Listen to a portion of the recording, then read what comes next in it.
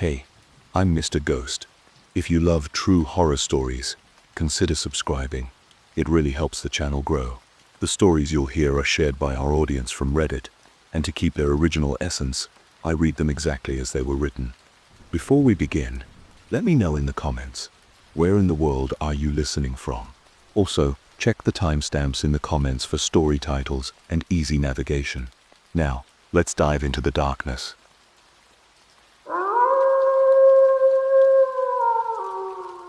The glass between us. The narrow alley seemed to fold in on itself, each twist revealing new vending machines, weathered wooden doors, and hanging lanterns that buzzed with dim yellow light. Kenji led the way with confidence that only locals possess, while Ryan trailed behind with the other backpackers they'd met at the hostel 3 days ago. "You sure this is the right way?" Emma asked, her Australian accent cutting through the humid Tokyo night.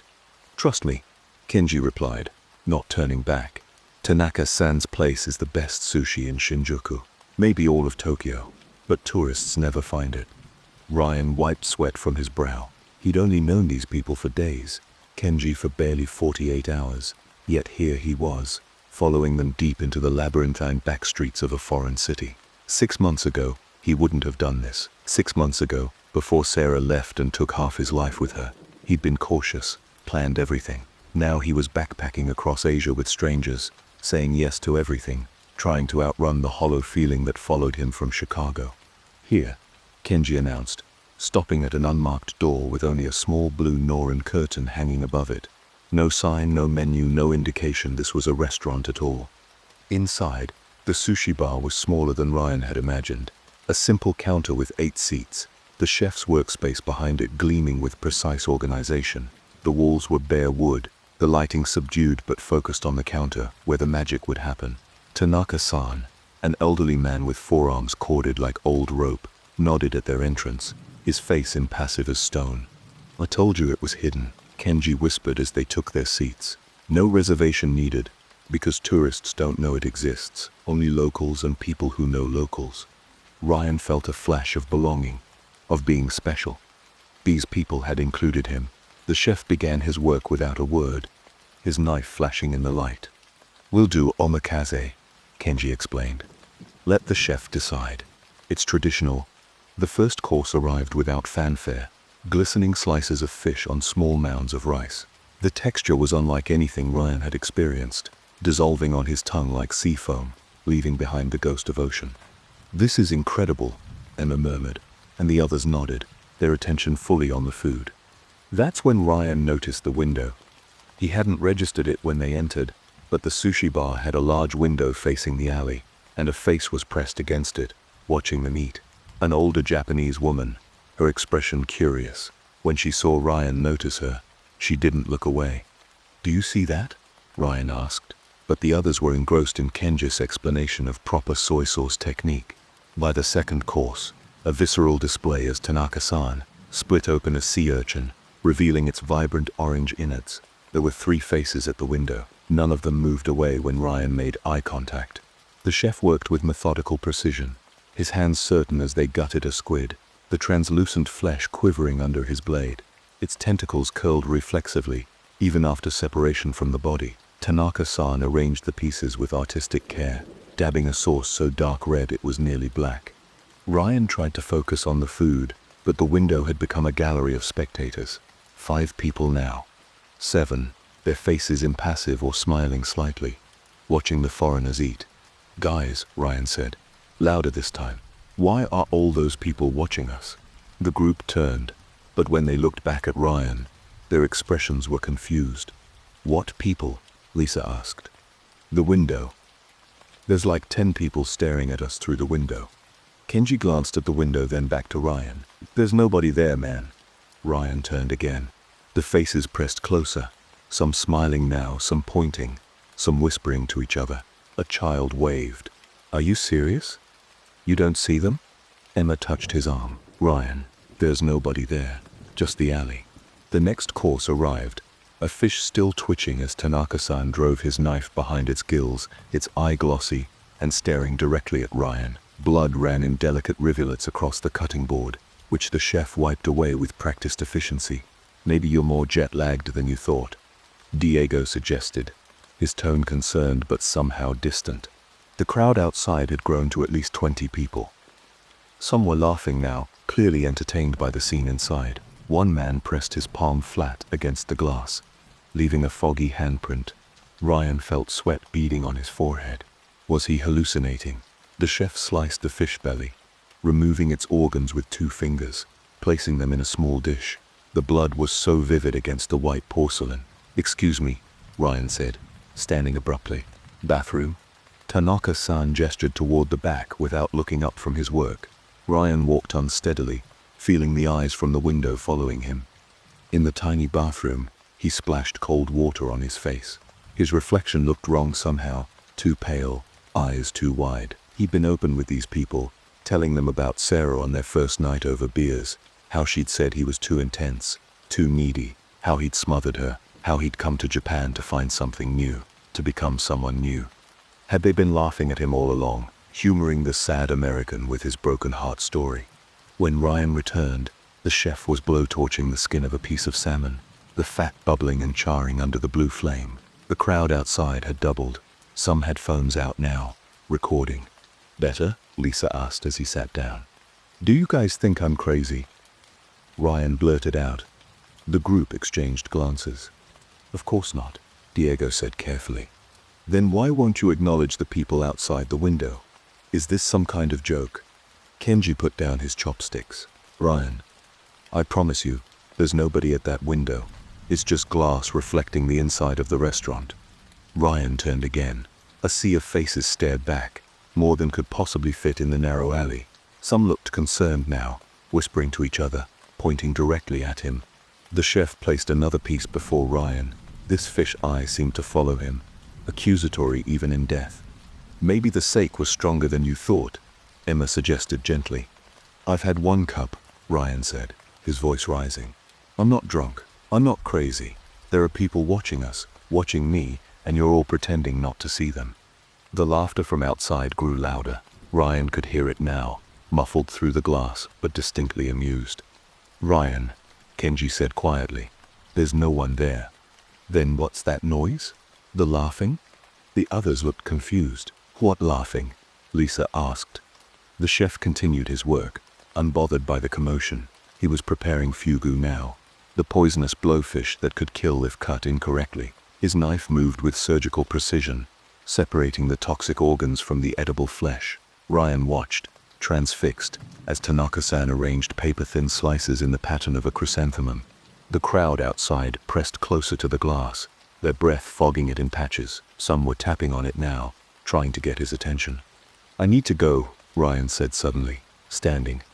"But we're only halfway through," Diego protested. "I can't. I need air." Ryan fumbled in his pocket, dropping yen notes on the counter before pushing past the others. He felt their eyes on his back as he headed for the door, heard their concerned murmurs. Outside, the alley was empty. No crowd, no watchers, just the humid night and distant street sounds. Ryan spun around, looking in every direction. Nothing. He moved to the window and looked inside. He could see his new friends, their faces concerned, Kenji saying something to the others with a worried expression. Tanaka-san continued his meticulous preparation, unfazed. But there, at the end of the counter where Ryan had been sitting, was another man now, someone he hadn't seen enter. This man turned slowly to face the window, looking directly at Ryan with an expression of perfect understanding. Then he smiled, raised his sake cup in a silent toast, and turned back to watch the chef's knife flash in the light. Ryan backed away from the window, his heart racing. The faces he'd seen, had they been reflections, projections of his own fears, or something else entirely? He leaned against the alley wall, breathing hard. He could go back inside, rejoin the group, pretend everything was fine. They'd welcome him back with concern, inclusion, connection. Wasn't that what he'd traveled halfway around the world for? But as he looked through the window once more, all he saw was his own face reflected in the glass, surrounded by shadows that seemed to shift and change, watching him with countless invisible eyes.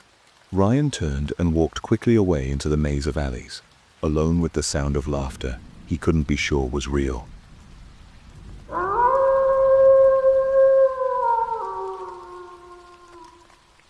downhill. We were both 13 when it happened. When I saw it, our big snow boots crunched along the deep snow, sucking us in just to our ankles.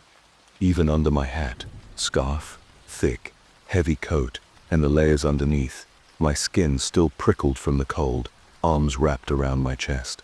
I shook so hard, it probably looked like I was vibrating from afar. In front of me, Kit acted like she didn't even notice the unpleasant temperature. She kept her hands buried deep in her cargo pants, and her eyes were laser-focused, inspecting the snow. "I'll buy you a new hat," I pleaded. My voice carried through the empty, frigid air. The sky was just darkening, orange pouring over the horizon through the dead, skinny trees. No one comes to the mountaintop this late in the day. No one but us two. "I don't want another hat," Kit grumbled. "I want Jaden's hat." I haven't seen Kit without her older brother's beat-up Spider-Man baseball cap since he died 5 years ago. We only found out recently that it had been from an overdose, and even now we knew we weren't supposed to know that. Kit and Jaden had been really close. Whatever he had been going through, he hid it well from her. She'd told me that she didn't care how he died, that she forgave him. He was only 15. "Maybe we'll find it later," I suggested, my voice so low I wondered if she's even heard me. "Like when it's warmer." Kit grumbled doubtfully. Even I know it was a stupid thing to say, but I really wanted to leave. When we'd been here just hours earlier, it was pleasant. Families with little kids and goofy teenagers played all around, laughing and arguing and screaming in terror as they shredded down the mountain at breakneck speed. And despite the thick snow, the bright sun loomed over us, providing an almost balmy warmth when you stood in it for long enough. But now it was just pure icy, making my exposed skin burn and even the covered-up part of me shiver. After a short silence, Kit added, "I promise it won't take long. It really means a lot to me that you came." I just nodded, even though I was trailing behind her and she was staring ahead and side to side. I guess I didn't regret coming with her. After all, I suspected she would have still come alone if I refused. That cap, Jaden, meant a lot to her, and who'd want to be out here alone? Not only was it freezing, but it was so eerie, with there being no one else around, except for all of those uncannily skinny dead trees swaying softly in the breeze. Their arms prickled with sharp daggers of fingers, as if beckoning for us to come near. After trekking through a thick layer of snow, we entered an area with grass poking out from a thin layer of ice. I hoped to be relieved, as it wasn't as cold over here, but I could only think about how we'd lose track of where we were without our footprints. "Kit knows where we are.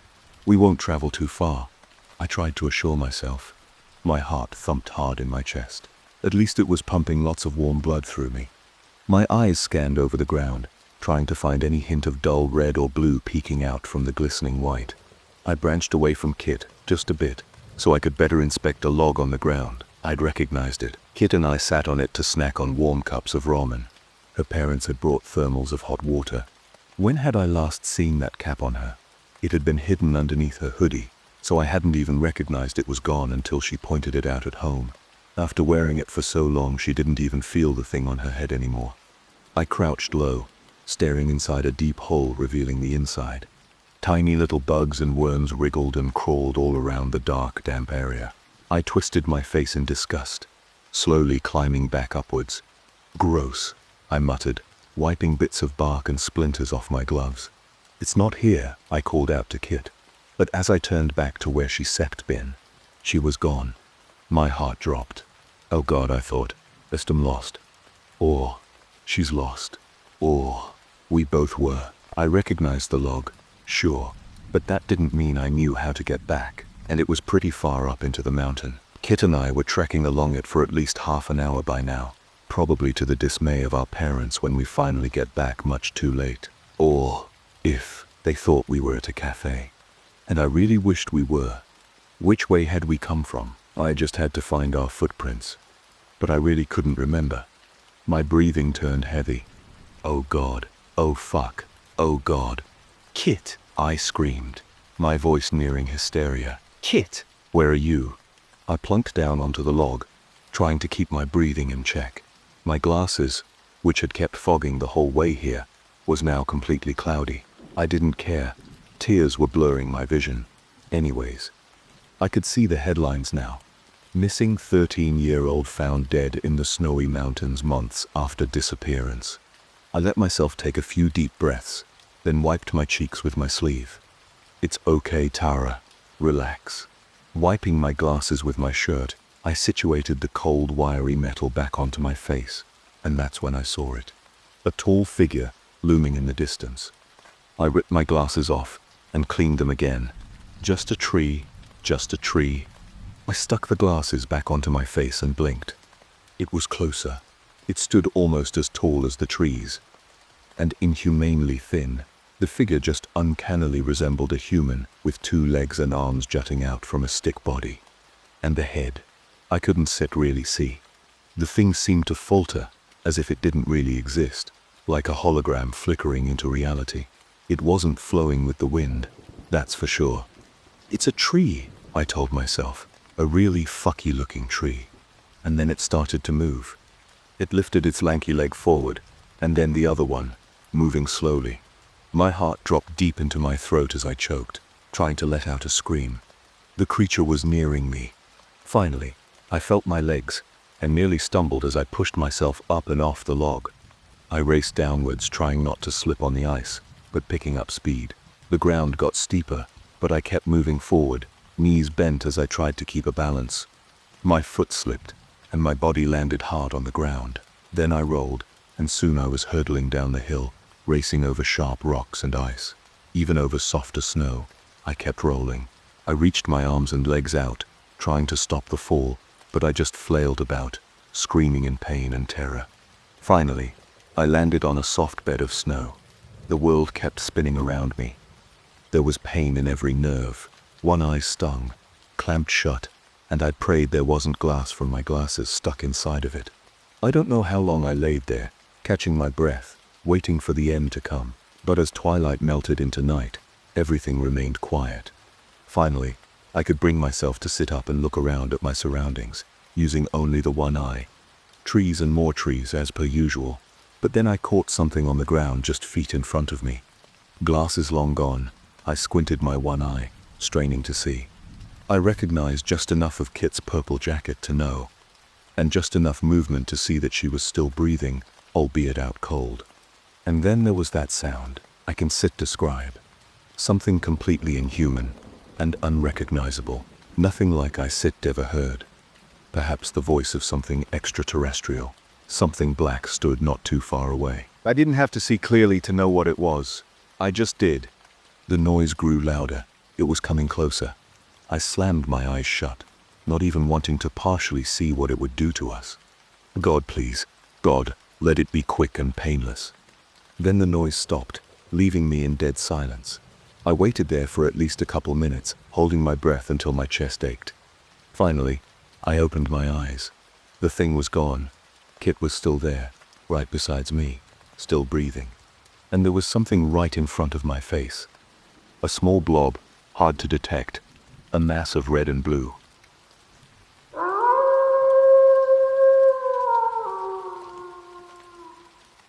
Hell and back. The music thumped in my chest, the bass rolling over the sand as people danced around the bonfire. Someone had brought a speaker the size of a car battery, and it blasted throwback hits while everyone laughed, drank, and swayed under the night sky. The ocean stretched out beyond us, dark and endless, reflecting the moonlight like a broken mirror. I took a sip of my beer, lukewarm and bitter, but I didn't care. The salty breeze mixed with the smell of burning wood and sunscreen. My best friend Ryan clapped me on the back, grinning. "Dude, you gotta get in the water," he said, eyes glassy from whatever he said been drinking. "You soda at a beach party, and you haven't even touched the ocean." "I'll get in later." I laughed, shaking my head. Nah. He grabbed my wrist and started pulling. A few people nearby noticed and started cheering. Johnny's finally getting in. I rolled my eyes, but let them drag me forward. The cool water lapped at my ankles, then my knees. It felt good after standing near the fire. Ryan kept going, wading in up to his waist, and I followed. The waves were gentle, barely more than a soft push against my legs. All right, I said.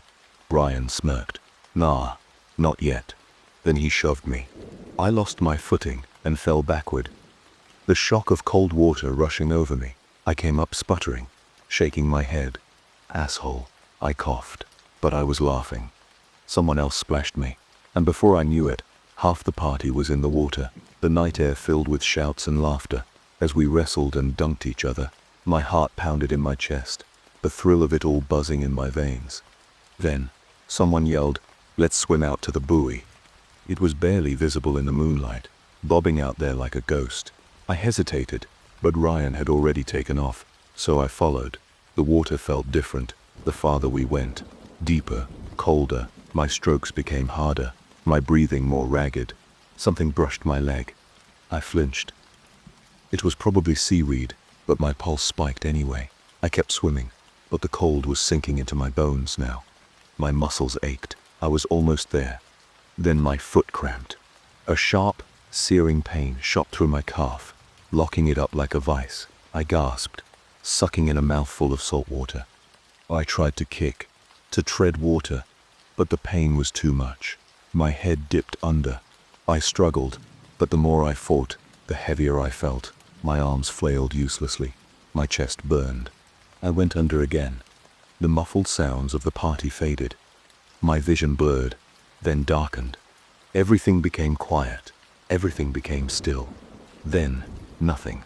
The pressure around me intensified, and my mind seemed to splinter, like shards of glass scattering in the dark. The voice was still there, its cold presence pressing against my thoughts, but it was no longer asking questions. It was stating facts. "You are dead, Johnny." The words didn't hit me like a punch, but more like a cold wave washing over me, relentless, inevitable. The realization seeped into every corner of my awareness, and suddenly, everything that was me seemed to vanish into the black. I tried to fight, to claw my way back to something, anything, but it felt like my essence was slipping through my fingers like smoke. Yuscha no longer part of the living world. The void was infinite, now, stretching beyond my comprehension. I couldn't feel my body, couldn't feel anything. The life I'd known, the people I'd known, it all felt so distant, so far away.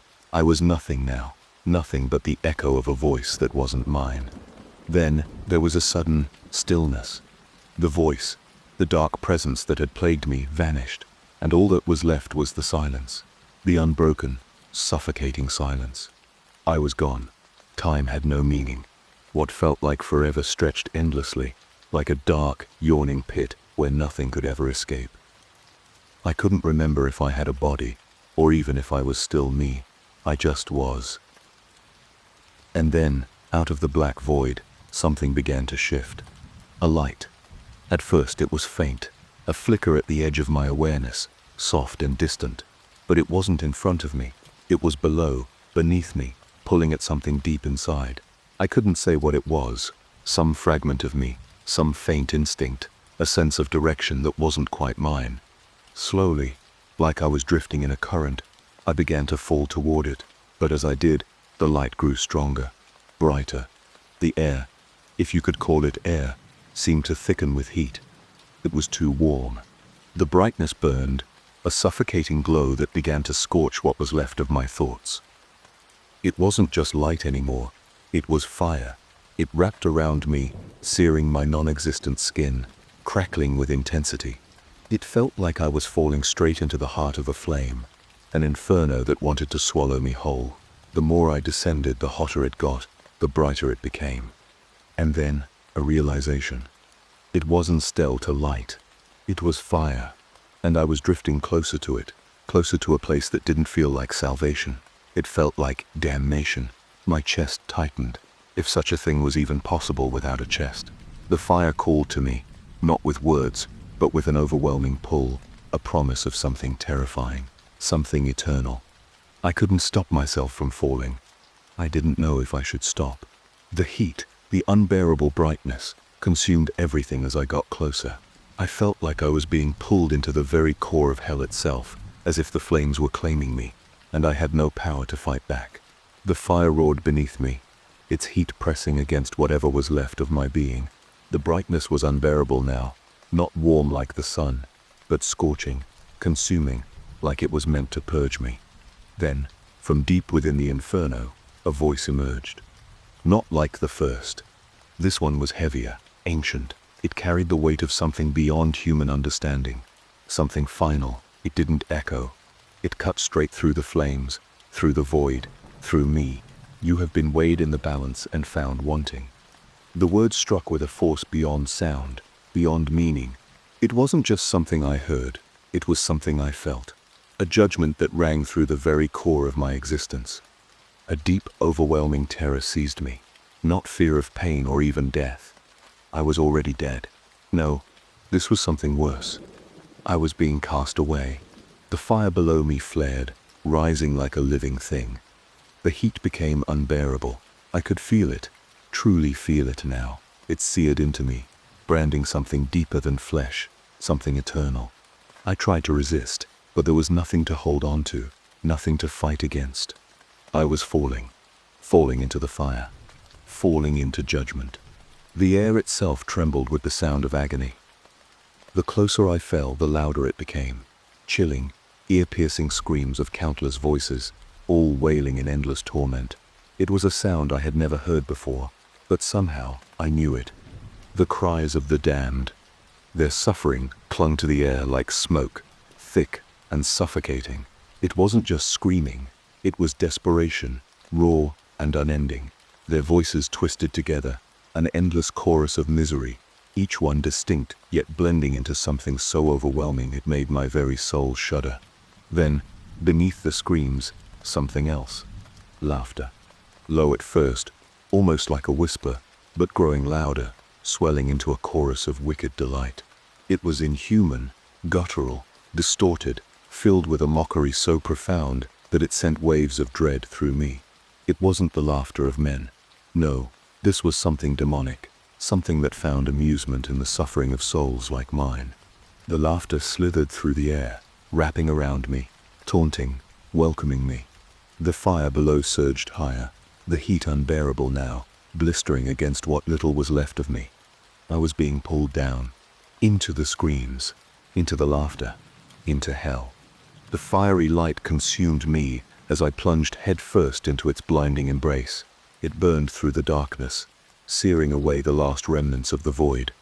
And then, my body. It was forming, piece by piece.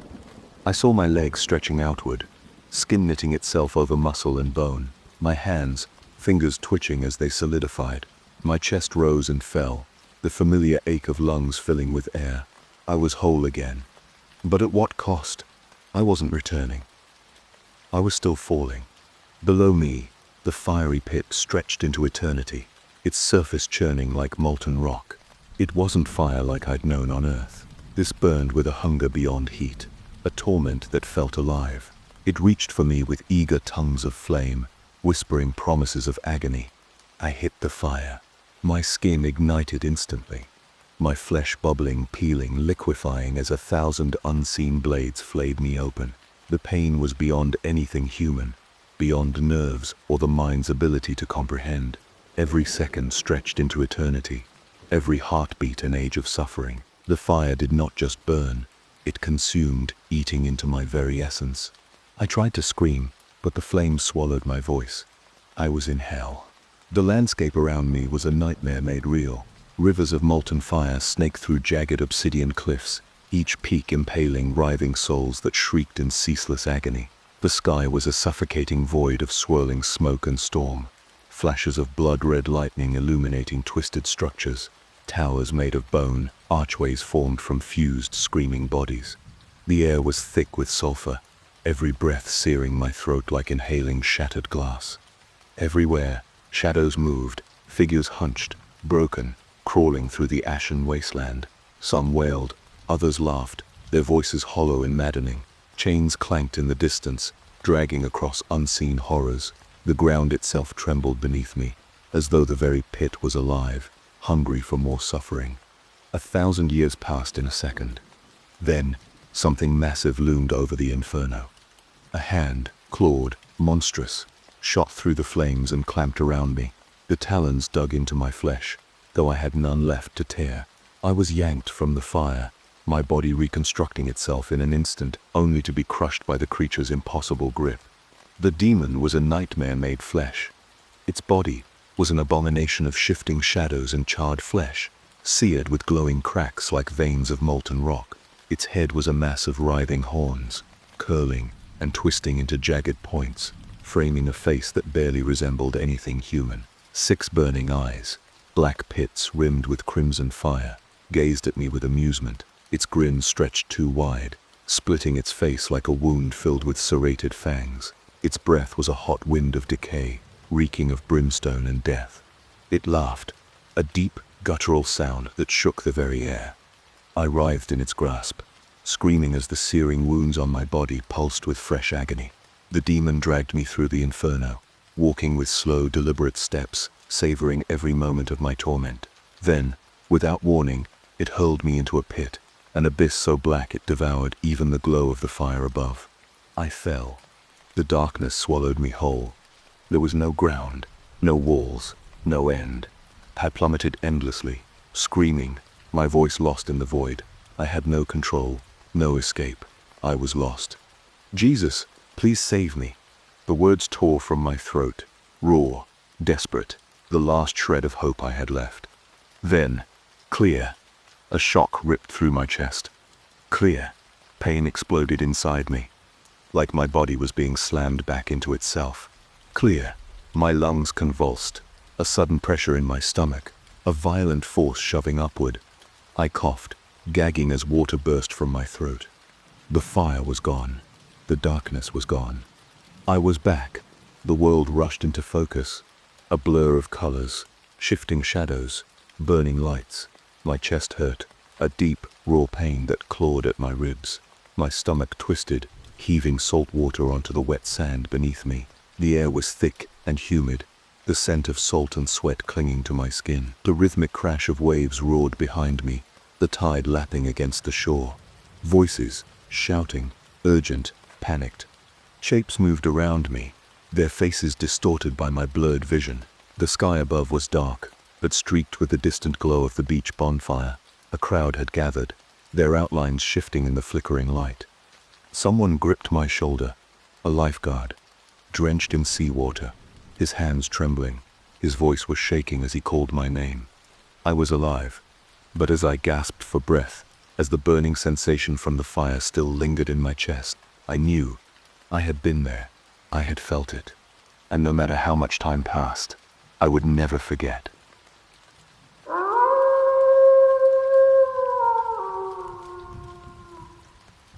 I didn't survive. The world exploded in a shower of glass and screaming metal. One moment, I was driving, the wipers fighting a losing battle against the torrential rain blurring the already indistinct highway markers. The next, there was a deafening roar, a bone-jarring impact that stole the breath from my lungs. And then, silence. An unnerving, absolute silence that should have been filled with the shriek of tearing metal, the shattering of glass, the pained cries of the injured. But there was nothing, only a suffocating stillness, broken only by the rhythmic thump of my own pulse, a frantic drum against the sudden unsettling quiet. My head throbbed, a dull ache that pulsed in time with the frantic beating of my heart. I tried to move, to assess the damage, but my limbs felt heavy, unresponsive. Slowly, tentatively, I opened my eyes. The interior of the car was a mangled mess. Twisted metal clawed at the darkness. Shards of glass glittered like malevolent stars scattered across the crushed dashboard. Rain poured in through gaping holes in the roof, slicking the already sodden fabric of my seat. The air smelled metallic, acrid, like blood and burning rubber. Yet, I felt nothing. No searing pain, no broken bones, not even a scratch. It was utterly surreal. I should be bleeding, screaming, possibly unconscious. Instead, I was remarkably intact, sitting amidst the wreckage of a catastrophic accident, experiencing only a dull throbbing in my head and a rising tide of disorientation. The silence was the most unsettling aspect. The absence of sound was more terrifying than any scream. It was a silence that pressed in, suffocating, amplifying the disquiet. It was as if the very fabric of reality had been ripped apart and then hastily stitched back together, leaving this grotesque, silent void in its wake. I pushed against the wreckage, forcing myself to sit up. My body ached, but the pain was negligible, a dull pressure that didn't match the severity of the crash. I looked around. The highway stretched before me, a dark, rain-slicked ribbon winding into the night. There were no lights, no other cars, just the relentless downpour and the crushing weight of the silence. I was utterly alone, isolated in the heart of this metal tomb, surrounded by the wreckage of what should have been a fatal accident, a terrifying, perfect solitude. Fear, cold and sharp, began to claw its way into my consciousness. This wasn't right. It wasn't supposed to be like this. Accidents like this resulted in casualties, injuries, chaos, and noise.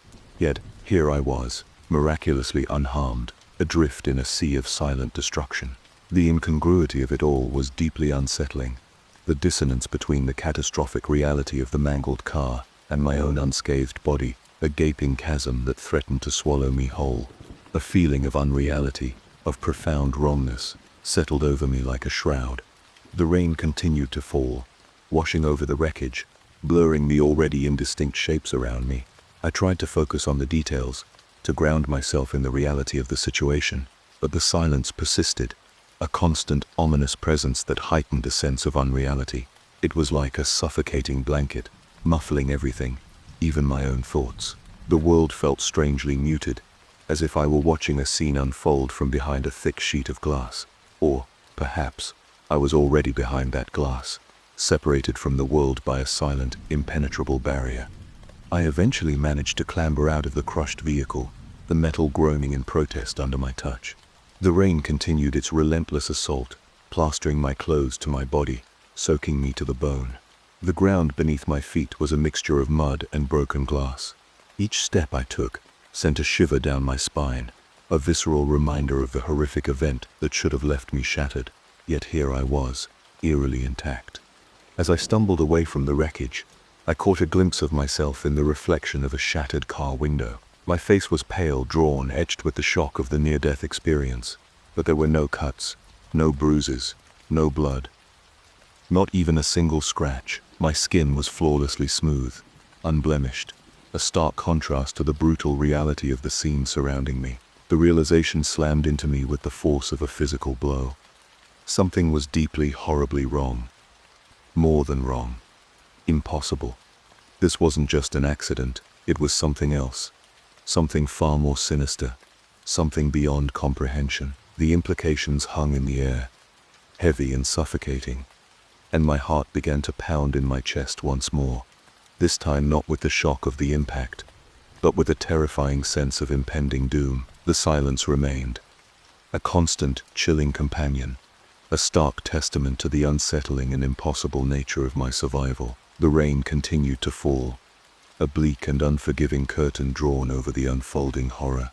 The rain had stopped, leaving behind a world washed clean, sterile almost, a stark contrast to the chaos I had just escaped. The silence, however, remained, a heavy, oppressive blanket, stifling any lingering hope of normalcy. I ran a hand over my cheek, expecting the rough scrape of gravel against my skin, the sting of a fresh wound. My fingers encountered only smooth, flawless skin. The memory of the searing pain, the impact, the feeling of being crushed, all impossibly vivid, were juxtaposed against the cold, unblemished reality of my own body. Where were the abrasions, the cuts, the bruises that should have been decorating my skin like grotesque tattoos? There were none. My skin was flawless, an unsettling testament to something beyond explanation. Panic, raw and visceral, threatened to overwhelm me. I examined my arms, my legs, every inch of my body, searching for some physical sign, some evidence to confirm the horrific reality of the accident. But my skin remained strangely pristine, untouched by the carnage I had just survived. It was as if the accident had happened to someone else, a spectral twin, leaving me untouched, an anomaly, a ghost in my own life. The thought twisted in my gut, icy and sharp, a constant reminder of the impossible truth. The rational part of my brain screamed for an explanation. Maybe it was shock. Maybe the rain had washed away any superficial injuries. Maybe I was hallucinating. But the mangled wreckage of the car, the persistent silence, the chilling absence of any physical trauma, all these facts contradicted the possibility of hallucination. This wasn't a dream. This was an impossible reality, a nightmarish paradox that defied all logic. And the silence. Oh, the silence. It was the most terrifying aspect, a constant chilling presence that amplified every unsettling detail. The rising sun cast a pale, weak light on the scene, revealing the full extent of the devastation. The car was a twisted, mangled mess, a monument to destruction, yet I stood beside it, unscathed, a living paradox, in a world that didn't seem to acknowledge my existence. It was like a cruel joke, a dark comedy played out in the silent aftermath of a catastrophic event. The impossible silence gnawed at my sanity, a constant reminder of my improbable survival. I stumbled towards the nearest road, hoping to find help, to have someone confirm the reality of my situation, or perhaps to help me understand its absurdity. The road was deserted, the emptiness mirrored by the desolate landscape. The world was mute, watching me with a silent, unnerving gaze. Hours have passed, and there was still nothing, or so I thought. As I walked towards town, I could have sworn that I was seeing someone following me, someone that was just always out of my eyes, even outside of my peripherals. "Show yourself," I began yelling out, but it seems that maybe I jumped the gun. I continued on my long journey back home, still without passing a single soul. I finally made it back home, but things seemed wrong. I saw my wife, and she was crying. She was sitting down on the couch wiping tears as she was on the phone, and without a moment of hesitation, she took off in a hurry. I could not figure out why though, but there was no use following her on foot, so I just waited. I waited and waited for hours, watching television and browsing the web until the door opened, and my wife came in. But someone was behind her, wrapped up with bandages. I was staring until I finally realized who it was behind my wife. I was looking at me. I don't even know how this is possible, but seeing my own face made me feel lightheaded. A wave of nausea hit me so hard I had to grip the wall before my legs gave out. My vision blurred as I steadied myself, but my eyes stayed locked on the scene unfolding before me. My wife guided me, or whatever it was, into our bedroom, gently laying him down. She stayed by his side for a while, smoothing the sheets, brushing the hair from my forehead, whispering things only meant for me. Then she left. That's when he turned his head. For the first time since the accident, he looked directly at me. My breath hitched as I saw my own reflection in his darkening eyes. No, not darkening, blackening, as if ink was bleeding through them, swallowing the whites whole. That sure was a close one, I heard my own voice say, though it didn't feel like mine. This body was almost useless, but I'm glad it survived. Get comfortable, because unless you get as lucky as I did, you're going to be stuck like that for a while. What did he mean by that? What was even happening? My head pounded with questions, but I forced the words out. What happened? I wanted answers, but all I got in return was a laugh. My laugh, twisted into something cold and cruel. I saw an opportunity and I took it. That wasn't an answer. Not really, but something told me I wasn't going to get a better one. My frustration boiled over, my hands clenching into fists, my mind screaming at the impossibility of it all. I slammed my fist into the wall. The drywall cracked. I froze. I could affect my surroundings. Maybe I wasn't some Casper doomed to haunt my own home. Maybe, just maybe, I still had a chance. I followed him for weeks. I watched as he ate my food, used my computer, spent time with my wife. I watched as he walked into my job, smiled at my co-workers, laughed at their jokes. He slipped into my life with sickening ease, and no one, not a single person, questioned it. But something else was happening. At first, it was just flickers at the edge of my vision, little blurs that vanished when I tried to focus on them. Then they became more defined. Shapes, figures, moving in the dark corners of rooms, just out of reach. I thought they were stalking me, but they weren't. They were stalking him, or rather, my body. They wanted what I wanted, what he wanted. They wanted inside my skin. They didn't seem aggressive. Yet, they reminded me of scavengers circling a dying animal, waiting for their moment to strike. But then, I looked at my hands. The fingers, the arms, they weren't solid anymore. They were darkening, losing their form. The same inky black that filled his eyes creeping through me. I was turning into them. I didn't know how long I had, but I knew this. I was running out of time. If I didn't act now, I'd be lost forever. Just another shadow lurking at the edges, waiting for scraps. No, I would take my body back. The plan was simple. I knew my schedule. I knew his schedule. I also knew that while the normal world couldn't touch me, I could still affect it. The only exception was the thing wearing my body. And I knew one more thing. For something to take over a body, the occupant had to leave first. For me, that had been the accident. That meant there was only one way to force him out. I had to nearly take my own life. If I failed, I'd become one of them.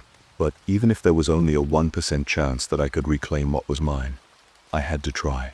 I slipped into the car, silent, unseen, and sat in the passenger seat. He drove onto the highway, the speedometer climbing. The city lights blurred past as I steadied my thoughts. I couldn't screw this up. I wouldn't screw this up. The bridge was coming up fast. I reached out. With everything I had, I grabbed the wheel and wrenched it sideways. Tires screeched, horns blared, impact, metal crunched, glass shattered, and the world erupted into chaos. The car slammed into the ground below in a sickening cacophony of destruction. The smell of burning rubber and gasoline filled the air. My body, his body, slumped over in the driver's seat, blood dripping from nearly every opening on his face. His ink-filled eyes fluttered open, then slowly slid shut, and then everything went black. I am writing this because I don't think anyone else has ever gone through this. No one else has returned to tell the tale. I didn't make it. I failed. As I type, the ink creeps higher, swallowing me inch by inch. Soon, I will lose all sense of self. I will become one of the others. A shadow, a scavenger, a nothing.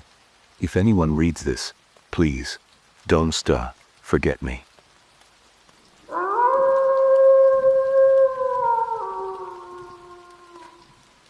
I uncovered a doc about a celebrity chef. In 2006, celebrity chef Lyle Lambeau launched a career-defining show. Cafes, canteens, and chow downs showcased the best homegrown American cooking Chef Lambeau could find. It was a day one hit and ran for 5 seasons. Then, in May of 2011, while filming for the long-awaited season 6, it was abruptly cancelled. There was massive fan outcry to the network, and they demanded an explanation from Chef Lambeau. There was just one problem. Chef Lambeau was nowhere to be found. The famous foodie had disappeared, along with the only episode of season 6. Officially, the network said that Lyle had retired to his estate in Brooks County and had decided to lead a secluded life. Unofficially, rumors persisted that Lyle had suffered a mental breakdown while filming and had wandered off in a crazed state. For years, the rumor mill kept chugging. Lyle was in Hawaii with a second family. Lyle was seen wandering the streets of Boston naked and mumbling. Lyle was dead and currently being replaced by a celebrity look-alike.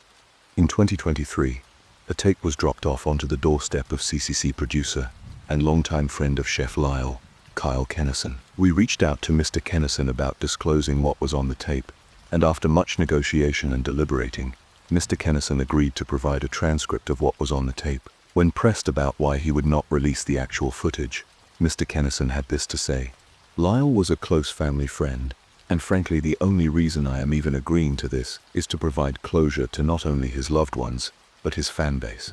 The transcript is 100% real, however, I believe the actual footage to be too obscene for public viewing." What exactly is on the tape, Mr. Kennison? Cafes, canteens, and chow downs. Cafes, canteens, and chow downs. Season 6, Episode 01, Cajun Calamari Chowders. The tape opens with the intro to CCC, a fast-paced series of shots of the American countryside. Lyle driving around on a motorcycle. He salivates over various shots of food, praising their textures and taste. He hugs some restaurant owners, high-fives a couple others, and chows down on a massive rodeo burger spilling over with sauce. He wipes his signature beard off and mugs for the camera, pulling a thumbs up as the flashy logo appears on screen. It then cuts to Lyle Lambeau standing in front of a Redwood Shack-style restaurant in downtown New Orleans. He wears a Hawaiian floral shirt with matching shorts, his red hair slicked back with grease. "Lyle, welcome to beautiful Lasana, heartland of Southern cuisine. Now I have traveled to every inch of this great country, and chowed down on Boston chowder Texas chili, but nothing, and I mean nothing, can top some Cajun gumbo. We're here today in Nolans to visit a little-known hotspot on Reading Ave called, Jeremy, what's this place called again?" Lyle looks off camera. Jeremy. Torath Tavern. Lyle. Toreth Tavern. Right. Who could forget that? Lyle rolls his eyes. Alright. Take it from the Reading Ave bit. A little-known hotspot on Reading Ave called Torath Tavern, owned by the luscious Miss Tamara Domingue. Come on and join me, folks. Lyle motions towards a black door, with a broken-down sign that reads open in neat cursive. Lyle. Alright. Keep rolling, Jeremy. This place smells like a lawsuit waiting to happen. I want all our bases covered. They begin walking into the tavern. Jeremy. Whatever you say, boss. Lyle. I say, remind me to kick Kyle's ass when we get back home. The pair walk into the tavern, and the cameraman gets some decent interior shots. The interior of the tavern has light green walls and low blue lighting, like one would see in a white woman's college dorm room. The walls are ordained by pictures and memorabilia. Many of the photos are of old-timey fishermen and gruff-looking sea captains. Among the fishing memorabilia are various animal skulls and strange markings, almost occult-like. On the far end of the bar, a painting of Torath Tavern's founder, Melissa Domingue. Apart from the strange decor, it appears to be an average bar. Many of the patrons inside sport pale, gothic looks. The bartender is a black man with frayed sideburns and an honest-to-God hook on his left hand. The camera then pans to Lyle, looking dumbfounded. Lyle, see, you can really feel that authentic New Orleans charm here. Let's go find Tamara. The pair walks up to the bartender and asks to see the owner. The man stares at them for a moment and lumbers off to the back. Lyle looks off camera. Lyle, you smell that? Like a greasy salmon. Jeremy, yay, not bad. Place must have good food. Seems busy. Lyle, Kyle told me he ate here personally. I can't see him in a dive like this, man. I don't care how busy it looks. Jeremy, Lyle, you got to make it work, man. Network is getting pissy. Lyle, when on stay. Just I'm telling you I am getting a bad vibe off this place, man. We should bug out. Find a McDay. Video. Miss Domingue will see you in the kitchen now. Lyle curses, and the camera turns to the bartender, staring at them with a vacant expression. Lyle, well, I'll lead the way. Lurch. The barkeep nods and leads them both to the back. The kitchen is pristine, and a surprised Lambeau whistles an impressive tone. A sizzling sound is heard, and the tape skips slightly, revealing a tattooed hand grilling what appears to be fish on a grill. The camera pans up to reveal a busty young woman with almost solid black hair. A brilliant white streak ran down her hair. The woman whistled a strange little ditty, happily grilling her fish. She glances at the camera and smiles, her glossy blue lips parting. Tamara, why thank you, Vigio. I'll take these fine young gentlemen here off you hands. The woman speaks in a deep southern drawl. The barkeep, evidently named Vigio, nods and shuffles off back to the front. Lyle clears his throat and introduces himself to the young woman, offering his hand. She takes it with both of hers, vigorously shaking. Tamara, I am just delighted to meet y'all. I'm such a big fan of yours. Lyle, yes, I can see that. So, Miss Dom. Tamara. Oh, please call me Tammy. Everyone does. Lyle, Tammy, course. Can you tell me what you're grilling there? It smells divine. Tammy giggles at this and turns back to the grill. The camera zooms in on the sizzling meat. Tamara, well now, this is freshly caught salmon. Just came in today. I lightly seasoned it with cumin, butter, and a little bit of blood for kick. Tamara winks at the camera, as Jeremy clearly jumped back in unprofessional shock. Lyle, laughing. Little southern humor there, huh, Tammy? Tamara, oh, I never joke about blood, hun. Lyle, it's not people blood, is it? Tamara, laughing coarse. Not just a little calf's blood. Adds some flavor. One of the regulars loves it. She points upwards towards the service window looking out to the bar. A man with an actual green spiked mohawk, and God knows how many facial piercings, is sitting at the far end of the bar. He notices Tammy pointing and gives a little wave. No doubt, this would have been edited out in post. Tamara, here at Torath's we excel in exotic dining. Lyle, hey, great segue, right off the bat. Lyle raises his hand and does a little finger spin as he turns and faces the camera. Lyle, alright guys, I am here with Tammy, owner of Taurus, and I just got to ask Tam, where did you come up with that one? There is silence for a moment as Tamara just stands there, slightly uncomfortable. Lyle looks visibly annoyed. Tamara, always starting now. Jeremy, off camera. Yeah, Chef Lambeau likes to get right into it. Sells that authenticity. Tamara, oh, sorry hun, do you want to start again?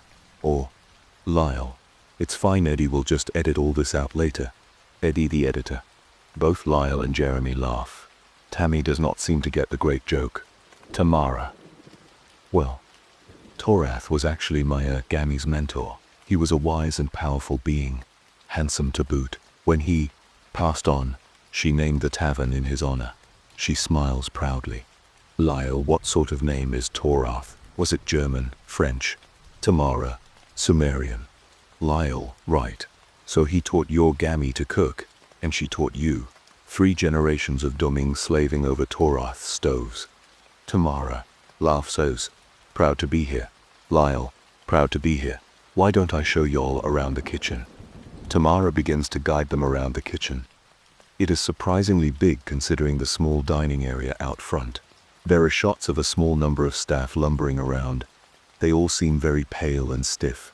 They mindlessly wander around and do menial tasks like cleaning, bare minimum cooking. The camera lingers on them as Tamara and Lyle drone on and on about kitchenware and proper cleaning techniques. Lyle, I must say you keep a clean place. Tamara, cleanest in the city. The help is very thorough. Lyle, what would you say is Taurus' biggest draw? Tamara, oh well, that's easy. Our calamari gumbo. It is delish sugar.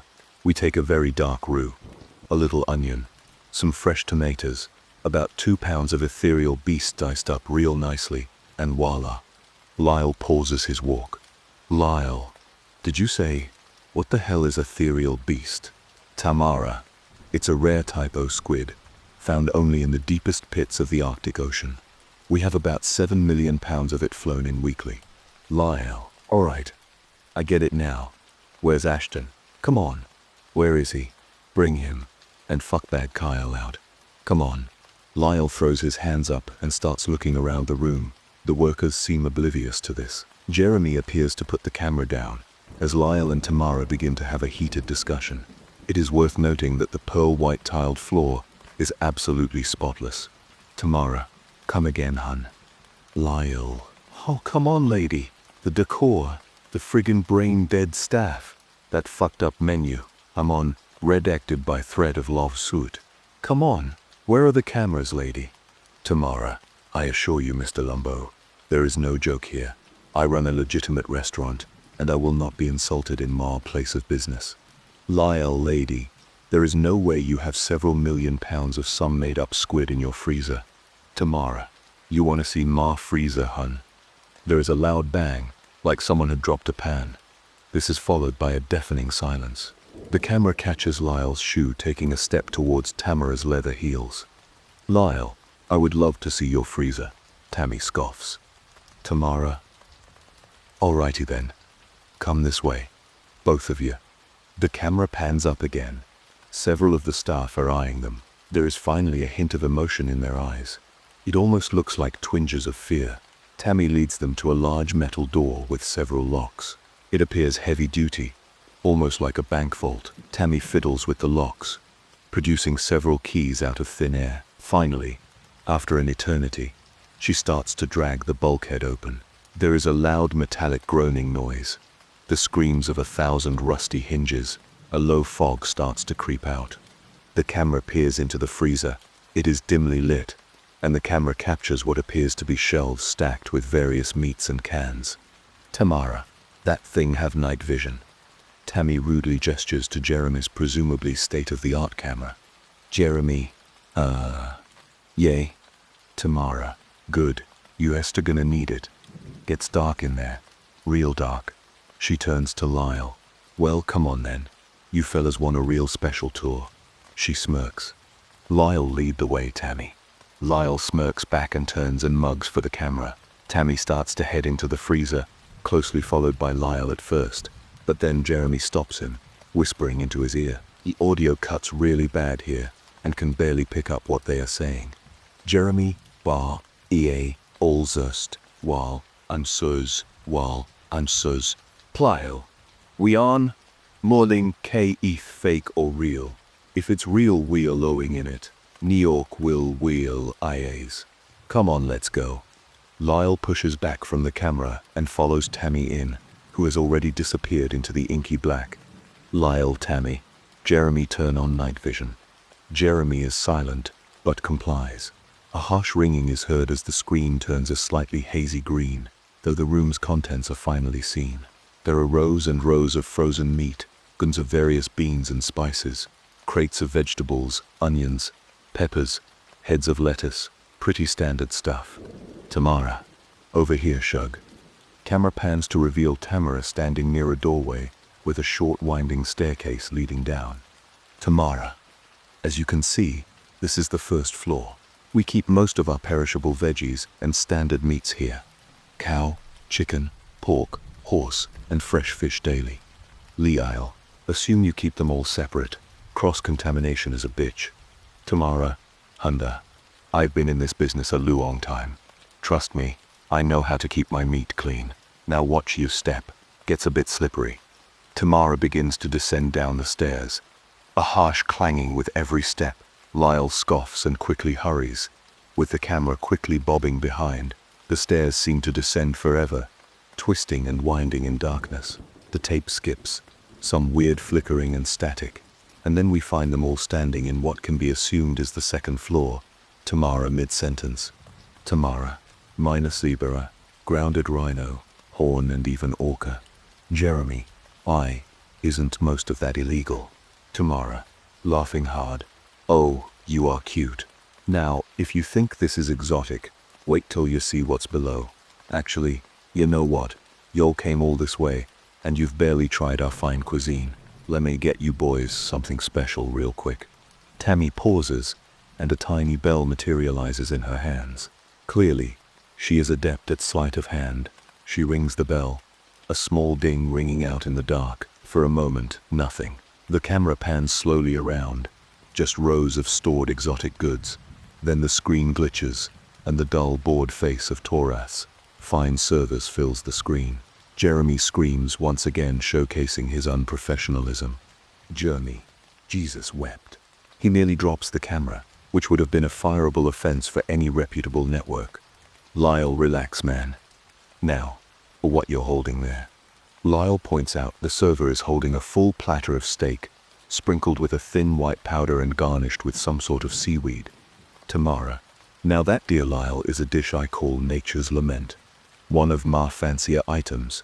She bats her eyelashes innocently. First we fatten up a baby elephant, feed it all sorts of fish and meat. Then we cook the little fella alive in a big pot.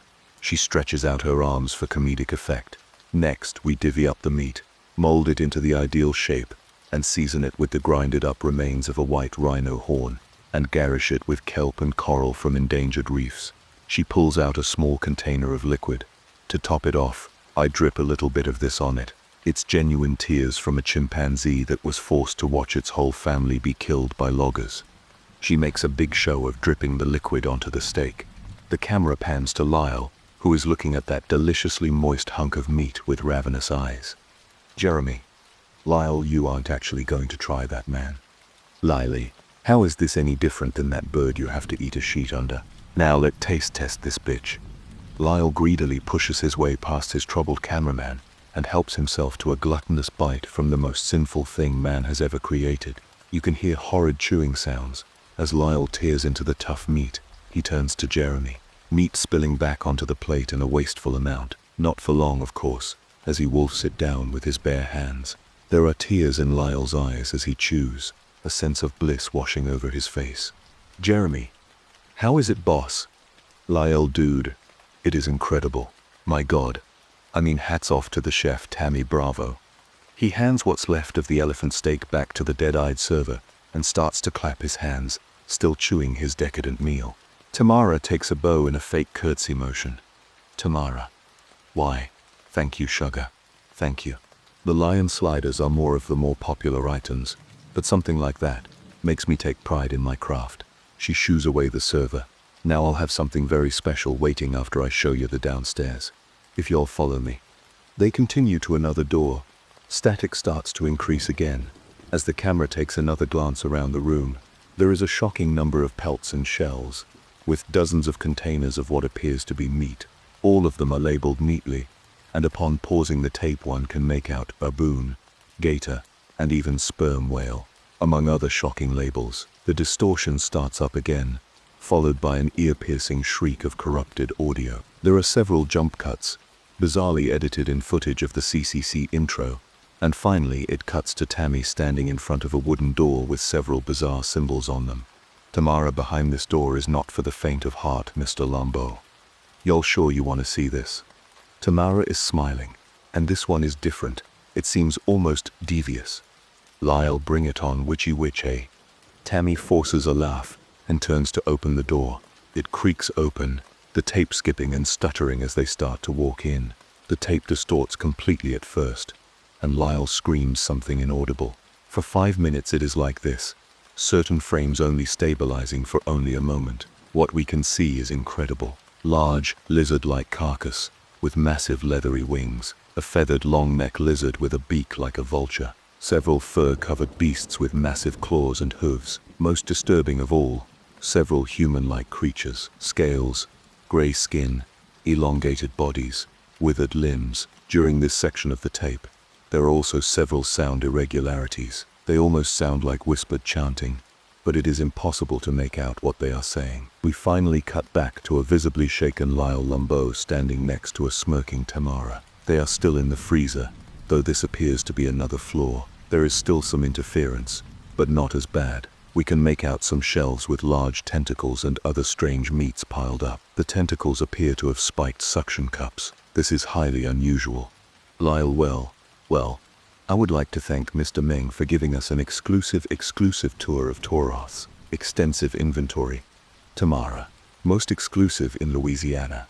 Our clientele ranges from the mundane to those with a more refined palate. Toroth always felt it important that the needs of all are met, poor or rich. Lyle, you said you had something special for us. Tamara does not reply, and simply rings her bell once more. The camera skips after a second of silence, and we cut to them standing in place, to server with a severed gray head on a platter, standing next to Lyle. Lyle takes a moment to notice and jumps out of his skin upon realizing how close the server is. Clearly, Lyle is uncomfortable with the lower class. Tamara, this here is my take on monkey brains. I call it alien brains. We take a captured Zulian scout and cut his head right off, and we sprinkle some enchanted salt and pepper on it while we eat it. Give it a whirl. She offers Lyle some sort of salt shaker. He takes it and sprinkles some onto the exposed alien brain. As the seasoning hits, the once dim eyes of the creature light up in a violet hue. It opens its mouth and screeches in agony. It sounds like static going through a meat grinder. Lyle is handed a fork, and he reluctantly digs into the alien's skull. Lyle, well, it's not terrible. If I am being honest, tastes sort of tangy, like python jerky. Tamara. Now, that is an interesting comparison there, Mr. Lambeau. Considering Zolian blood is venomous to humans, that's what the salt is for. She winks at the camera. Lyle Toroth must have had some interesting connections to pull this off. Did he serve this stuff at state diners or something? Lyle tries to joke around, but his demeanor is steadily panicked, and beads of sweat drip down his greasy face. Tamara. Well, some of the menu is a little past his reign, but he could cook a mean minotaur stew. I tell you, what? Lyle, can we get a photo of this guy, by the way? Eddie will need one to edit in when these airs. Tamara, I'll do you one better. How'd y'all like to meet him?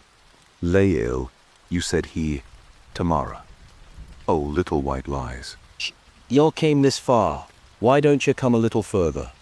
Tamara walks, almost seductively, towards a stone passage in the wall. The area here looks older than the rest of the sub-freezer. Lyle follows this strange woman, much to the protest of Jeremy, who starts to reluctantly follow him. They come to another wooden door, ordained by a symbol of a dragon with horns. The screen flickers, and we cut to Tamara standing in a long stone chamber. There is mist covering the floor, and in front of her lies a massive sarcophagus of sorts. Lyle walks towards it in a trance. He ignored Jeremy's cries as it slowly starts to open. The screen flickers once more as Lyle stands in front of the now open sarcophagus. There is nothing there at first. Then, as Tamara slinks away into the darkness, she chuckles as a loud roar is heard, followed by massive distortion and screaming. There is blackness for 30 seconds, then stuttering frames of a large, pale, disfigured creature lunging at Lyle Lambeau. It seems to be tearing into Lyle's throat in one frame, while looking directly into the camera. Then 20 more seconds of darkness. It skips one more time into static as we see the camera rapidly running. The video is full of screaming and moans on all sides. The once dead meat seems to be withering and giggling, snarling at the fleeing cameraman. The tape skips again, and Jeremy has made it to the first floor, loudly gasping and panting. He bursts out of the freezer to find an empty kitchen. He scrambles towards the exit and finds an empty restaurant.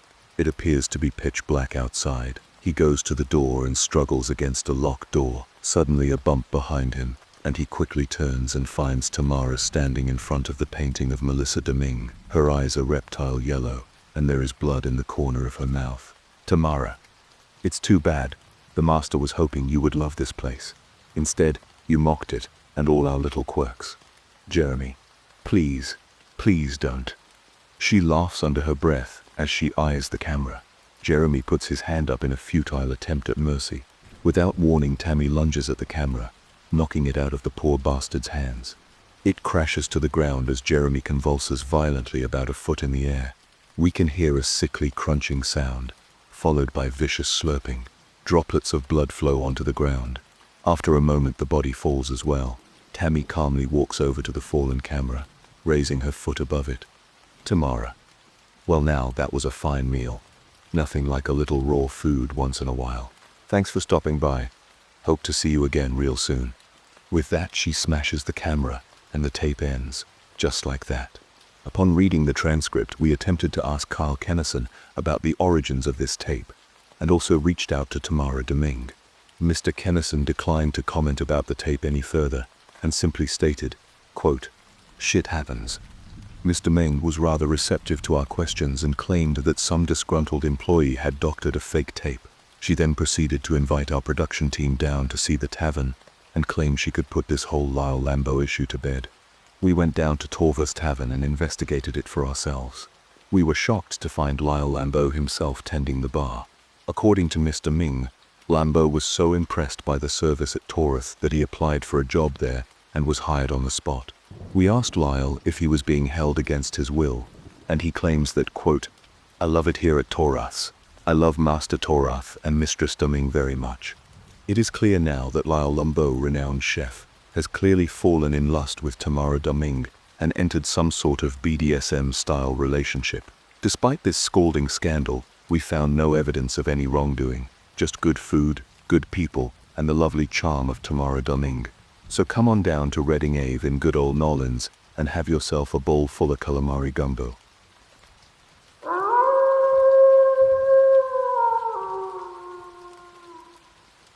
I used to think Karen was a joke. Have you ever met Karen? No, I'm not talking about your average everyday busybody or pain in the neck. I'm talking, of course, about the origin of the name. Most people these days agree on one thing about her. Whoever she is, she's been there since the very beginning. Legend goes that on that day, one Karen Mayer began an obsession. It was the first hamburger she'd ever tasted, and for the rest of her life, until she grew up of old age, she dedicated herself to eating fast food every single day. She became a sensation, beloved by owners, customers, and workers alike. So why, you may ask, do we say the name Karen with such disdain and sometimes fear in the fast food industry? And what does a woman dead long before 2025 have to do with any of this? You see, they say obsession is unhealthy for you. We've always been warned that. And Karen, it seems, if you ask the right person, has taken her obsession to the grave. Unfortunately, it's a different world these days. Fast food has become commercialized, the meat more processed, and the customers more vicious. Unfortunately, I know firsthand how this has affected the entity we in the industry call Karen. I wasn't like most people. Instead of working through high school and college, I got my first job at 24 years old. I was green-nosed and ready to join the workforce after having studied my parents' money and my time away at the local college. But as we all know, the job market remains awful, and I soon found myself as the latest cashier at my local Burger King. I'll skip the boring details of the job, if you've worked any form of food service, you know how it goes. Long hours, little room for error, and plenty of public confrontation. I considered myself lucky to have a great manager and team to make it more tolerable. Several years later, I had worked my way all the way to general manager. My family, girlfriend, and my teammates couldn't have been prouder, and stepping into my office that first night was a feeling of pride in and of itself. Then I read the management binder. I already hear where your mind goes. A bizarre list of rules, right? I wish it had been that easy. A list might have been helpful to prepare me for what I was about to endure that night. Instead, hidden among the many prep lists, scheduling, and the like, I found a warning. If you see this woman, call 855 minus 827 3727. She looked wholly unremarkable on the surface, but what did stand out was the fact she looked like your stereotypical Karen-ness down to the haircut and attitude on her face. I couldn't tell at the time if it was a joke or not, but simply laughed it off, especially when I read the bottom. Do not engage. This is the part of the scary movie where, if you have sense, you run. But I dealt with my fair share of difficult customers, and the last thing I cared about was some temperamental old woman. After all, that first day I had 2 call-outs, and my welcome party had ended up being working the graveyard shift alone. Now, if you've ever worked at Burger King, you'd know that we close our lobby at 10 p.m. So the saving grace was that I didn't have to worry about anything but the drive-through and cleaning until my morning crew arrived at 5:30 a.m. It was horrible, but being paid the big bucks, now I swallowed my pride. I'd been cleaning up the broiler at nearly 3 o'clock in the morning when I heard an impossible sound from the lobby, a loud, angry cough. Startled, I decided to check to make sure my district manager was not looking for a surprise visit, but upon entering cashier stand, I saw her, the woman from the photo. She stood 5'4" and presented herself as an older woman. Her clothes were dated moths-like, from a complete other time period, dated, and something about her put me immediately at unease. She didn't waste time with pleasantries or an explanation of why she was there. She only spoke that all too familiar phrase, "I want to speak to your manager." By now, I was convinced this was someone's idea of an elaborate joke. After all, I'd locked the doors myself that night, and I knew only the DM, my new assistant manager, and myself had the keys. Without a viable entry, without one mines, the situation was impossible. But I've never been a playful person, nor was I falling for something so weird for that matter. "I am the manager." She seemed to stare at me for a long time, as if I had broken her. She didn't move, didn't speak. Hell, I don't think I even saw her blink. She just stared. "Master, our lobby closes at 10. If you like to continue this conversation, you still need to go through the drive-through." When I tell you I still see the smile she gave me in my nightmares to this day, I mean it. 3 of her teeth were missing, and her tongue appeared a charcoal black. But what was worse was the blood that trickled just faintly down her chin. Only a minute before the lights above her began to flicker, I nearly jumped a foot in the air as we plunged into darkness. It only lasted a second, but when they came back on mics, the woman was gone. On the counter, instead sat a moldy, wet takeout bag that smelled so foul I nearly gagged. I didn't want to look inside, but the more pungent it became, the more a feeling of dread crossed over me and compelled me to it. What I saw inside made me call the number on the photo and lock myself inside the office the rest of that night. Not that it helped very much, as the next few hours could be described as hell on earth for me. I could hear her cackles all around me, a sound so scratchy and wicked beyond anything I'd heard before. And when I didn't hear her, I saw her, smiling at me through the office's singular window, beckoning me to come. No matter what she did, though, nice, the same phrase repeated over and over in my head. "I want to speak to the manager." By the time whoever I called arrived, I was in the corner of the room, a babbling, incoherent mess of a man. And Karen was long gone. 2 men in nondescript black suits and carrying a skeleton key opened the office door and got me to my feet. And to this day, I still don't know who they were. They didn't offer me their names either, never even said who they worked for. Instead, they had only one question for me. Did you speak to her? It was all I could do in that moment to tremble and point to the bag still sitting atop the counter. The older of the two men upturned his nose, but slowly approached it and with a gloved hand opened it up. I expected shock, disgust, anything, but what came next? The man simply frowned, turning his blue eyes to his younger partner. God damn it, it's Reggie. Reggie, as I'd learned in the hours that followed, was the last general manager on staff.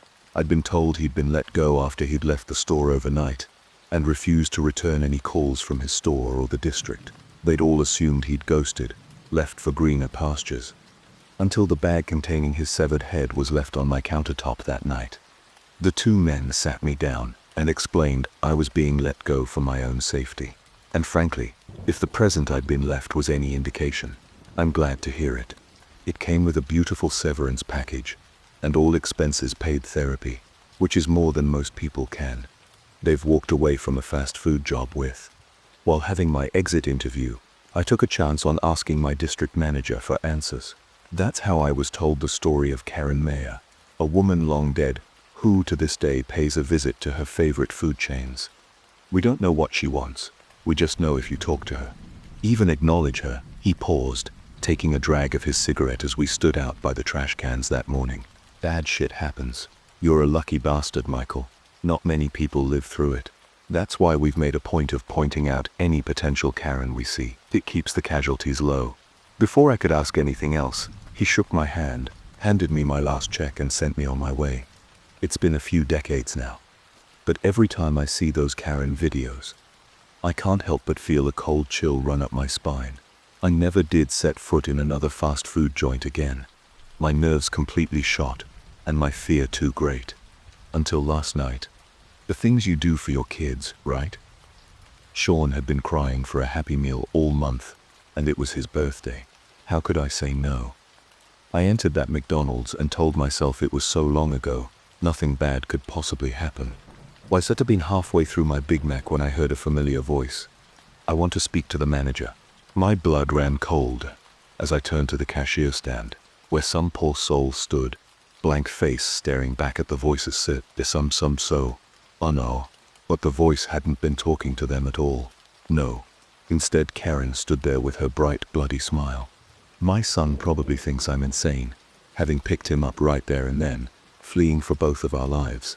But as far as I'm concerned, as long as there is a fast food chain out there, I'll probably never be safe. So, if there's one piece of advice I'd give to all you managers out there, read your manual. Keep your eyes peeled. And whatever you do, Midas, if someone who looks like a Karen asks for the manager, do not engage.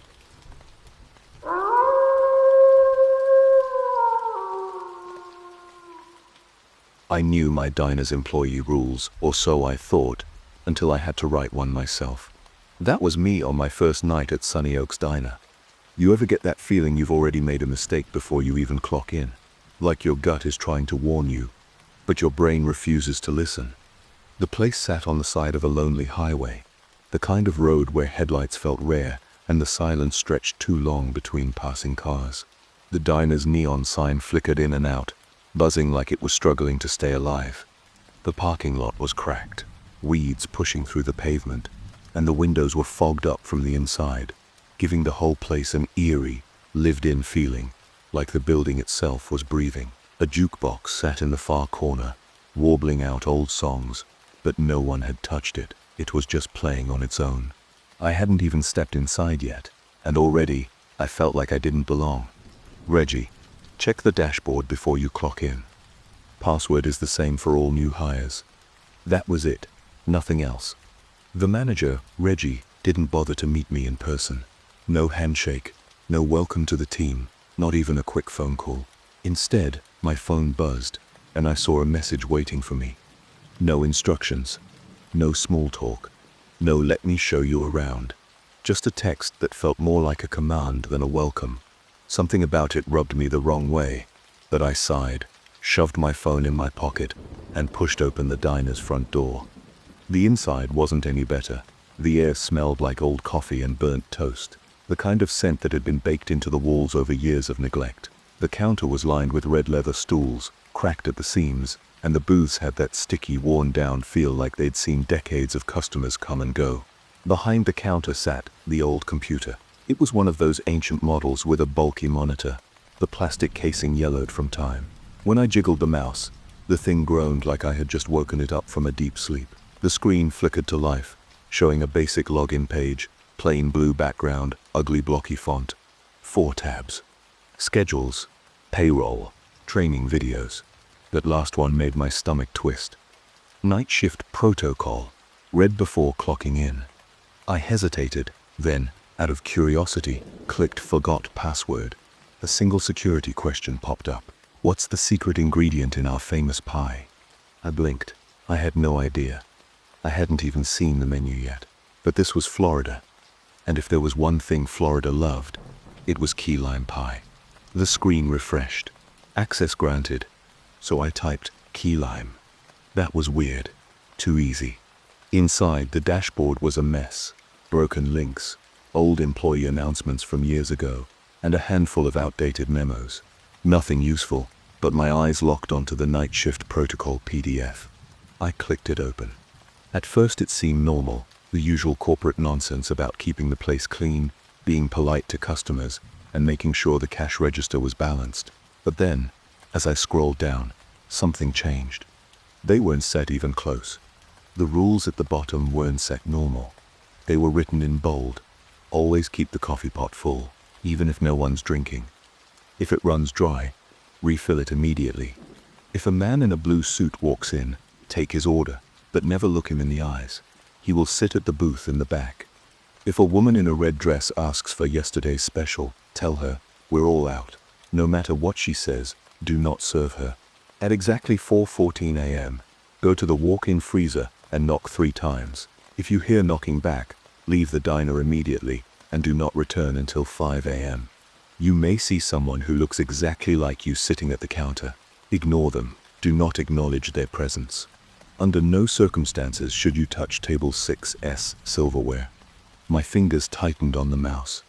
At the very bottom, barely readable, was one last line in faded gray text. Failure to follow protocol will result in immediate termination. Somehow I didn't think they meant getting fired. The first couple of hours were slow. The kind of slow where every minute stretched too long, where silence wasn't just silence. It was something heavy, pressing down on me. I did what I could to stay busy, wiping down the counter, refilling salt shakers, rearranging the napkin dispensers like that. Somehow mattered. Anything to keep my mind from wandering too far into the rules I'd read. But no matter what I did, the feeling sat in my gut like a warning. Something was off in this place. The diner smelled like old grease and burnt coffee. The usual sense of a place like this. But underneath it, there was something else. Something sour, like milk gone bad, or something left to rot where no one could see it. The scent clung to the back of my throat, and the more I noticed it, the harder it was to ignore. Then, at 1:34 a.m., the doorbell jingled. I froze. If a man in a blue suit walks in, take his order, but never look him in the eyes. He will sit at the booth in the back. A man in a blue suit stepped inside. My breath caught in my chest. Rule #2. Don't look at him. Just take his order. His movements were slow. Too slow, like every step was deliberate. Measured.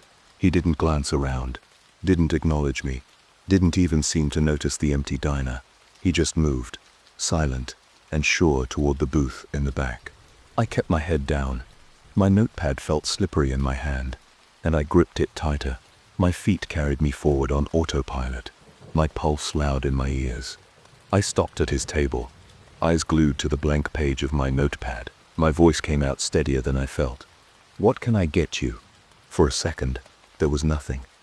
No response, just the hum of the jukebox playing some forgotten song.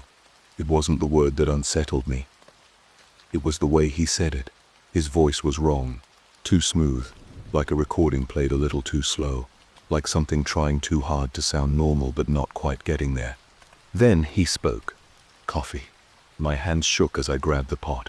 I poured the coffee carefully, keeping my head down, forcing my breathing to stay even. But when I slid the cup across the table, my hand accidentally brushed his. A deep, icy chill shot up my arm. It wasn't like touching cold skin. It was worse, like touching something that had never been alive in the first place. My stomach turned. I swallowed hard, resisting the urge to run. A low chuckle. "Good boy," he murmured. He chuckled again, this time softer. "See you tomorrow, kid." I didn't know why, but that laugh made my skin crawl. It was the kind of sound that stuck to your ribs, something your body recognized as wrong even if your brain couldn't explain why. I turned away fast, desperate to put space between us. But as I moved, my eyes caught the reflection in the napkin dispenser. Like his skin didn't fit right. His teeth, too white, too sharp, flashed in the dim light. His mouth stretched too wide. Not in a smile, not in anything human. I squeezed my eyes shut and forced myself to keep walking. My hands still trembled as I reached the counter. I busied myself wiping an already clean spot. Anything to keep from looking back. I didn't hear him leave, but when I finally dared to glance at the booth, he was gone. Just the faint wisp of steam curling from the untouched cup of coffee. It was 2:07 a.m. The clock on the wall ticked forward, and I realized something. My chest felt tight, my mind racing to find some kind of normal in this nightmare. If that was only my first customer, how the hell was I supposed to make it through the rest of my shift? But then, I heard footsteps. Someone sat at the counter. It was me. I turned, and my stomach plummeted. My fingers dug into the counter. My heart pounded against my ribs. Same uniform, same posture, same exhausted expression. But one difference. He was grinning. But I felt him. Rule #3. You may see someone who looks exactly like you sitting at the counter. Ignore them. Do not acknowledge their presence. I forced my head down, eyes on the coffee pot, hands moving like I was focused on anything else, like I hadn't seen what was sitting just feet away. The diner's silence became unbearable, every second dragging longer. Then, out of nowhere, that grin stretching wider, like he knew something I didn't. His eyes on me. It spoke in my voice. It was my voice, but it wasn't "sit me." "You should sit down, man. You look tired." I clenched my jaw and scrubbed harder at the counter, pretending, ignoring, following the rules. A pause, then, drumming. The other me tapped his fingers against the countertop in a slow, steady rhythm. "You think the rules tell you everything?" he asked. I gritted my teeth, said nothing. "Used to missing one." It said again. The drumming continued. A cold weight settled in my chest. I stared at the coffee pot. My reflection warped in the glass. My own expression looked wrong, like something beneath the surface had cracked just a little. I took a breath, gripped the edge of the counter, and I turned away. I couldn't let this get to me. I wouldn't. Nothing left. He was gone. But when I looked back, missing one? Nothing, except a half-empty cup of coffee sitting in front of the abandoned stool. I never poured that. The other me, whatever it was, hadn't said anything else, just left me with that cryptic warning.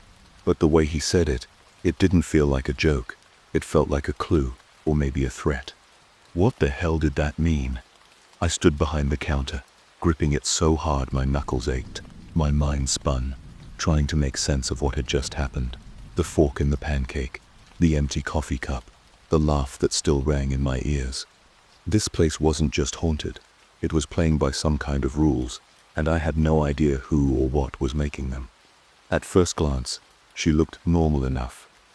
Dark hair, sharp eyes, a red dress that fit like she belonged somewhere better than a greasy highway diner. But the second she stepped through the door, the air shifted. Then, she walked in.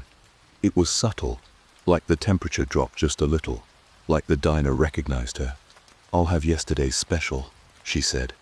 She moved smoothly, no hesitation, sliding into a booth like she'd been here 1,000 times before.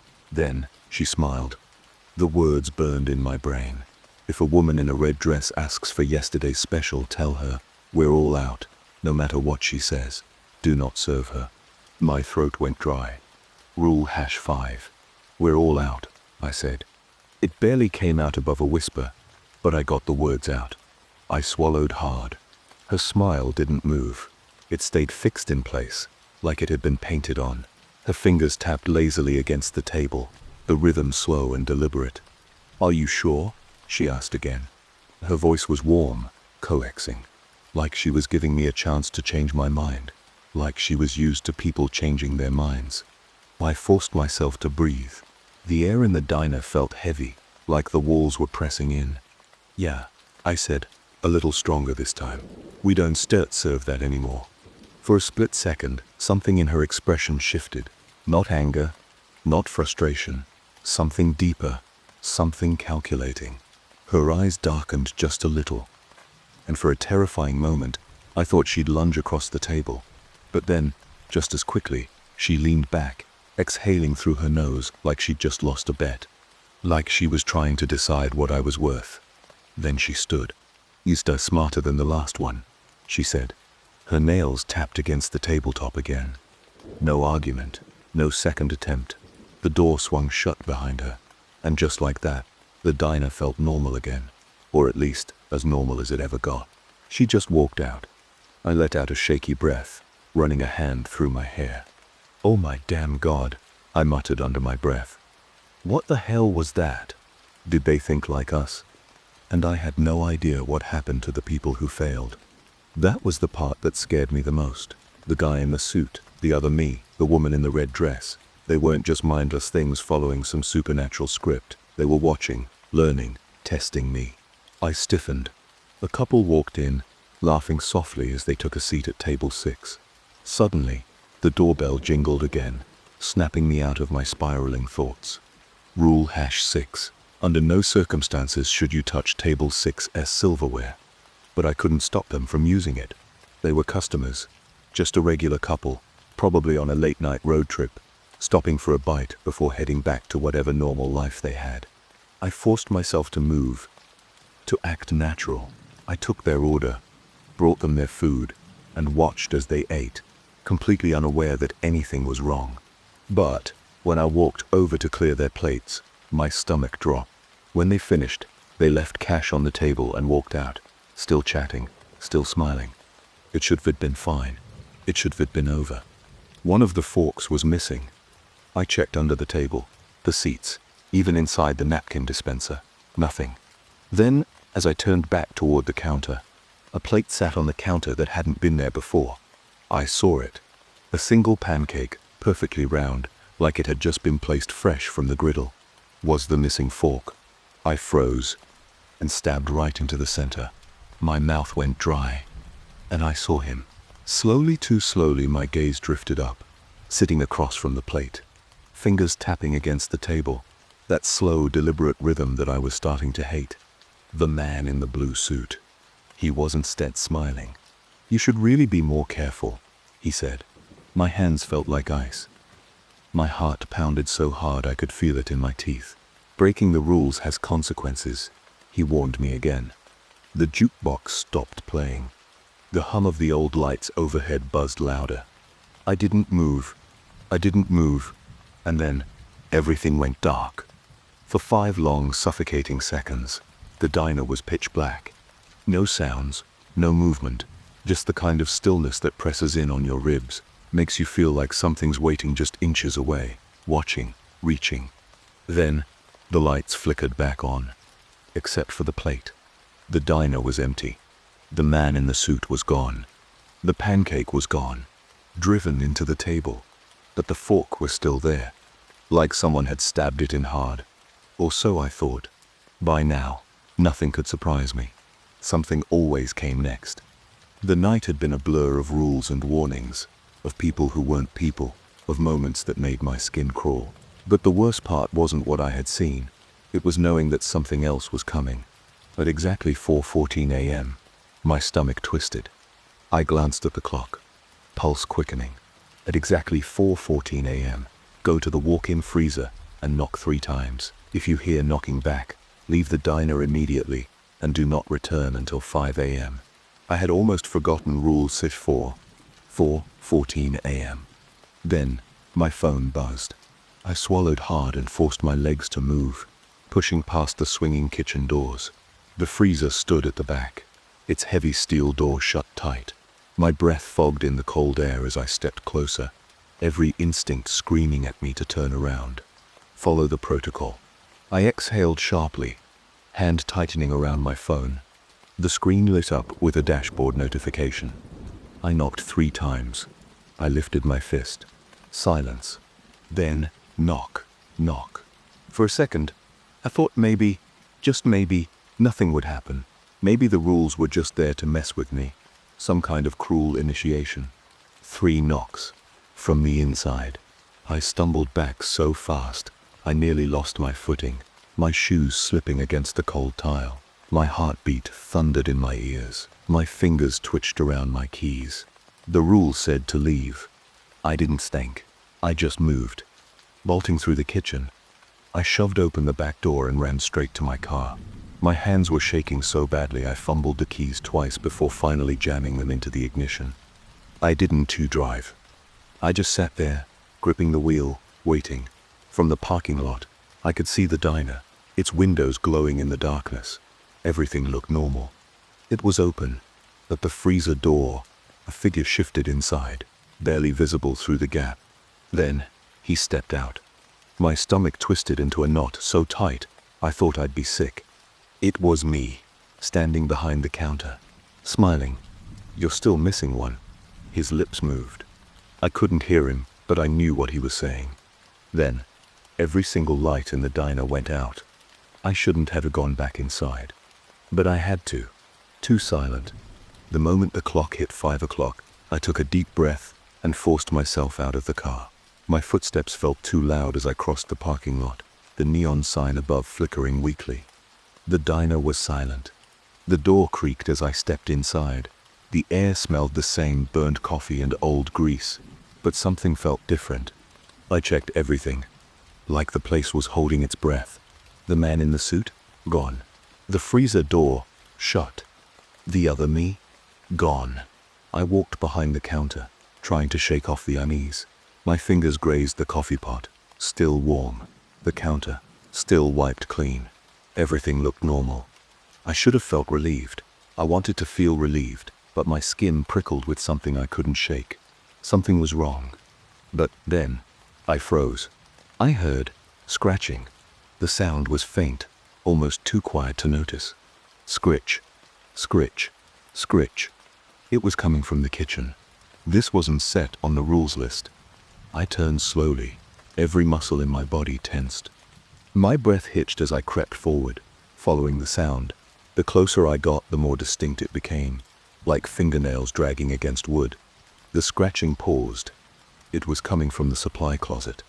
I stopped in front of the door, pulse hammering against my ribs. Then, just as I reached for the handle, bang, something slammed against the inside of the door. I staggered back, my heart in my throat. And then, a voice came. "Let me out." It wasn't loud. It wasn't said frantic.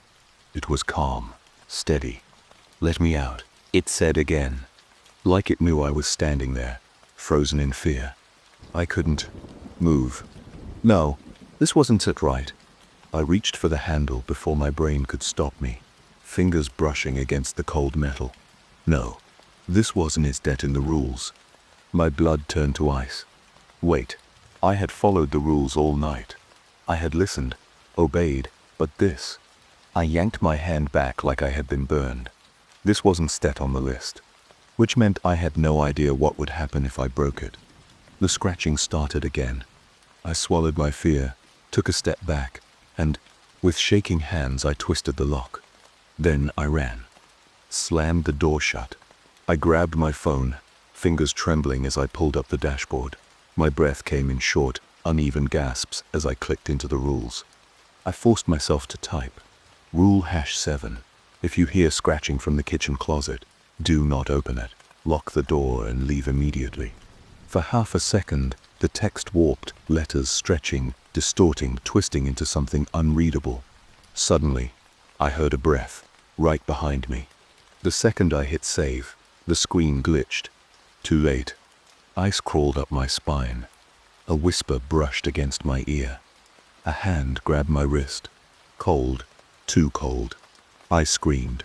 1 second, I was inside the diner, something cold wrapping around my wrist, whispering in my ear. The next, I don't remember how I got out. I was outside, gasping for air. The pavement was rough beneath me.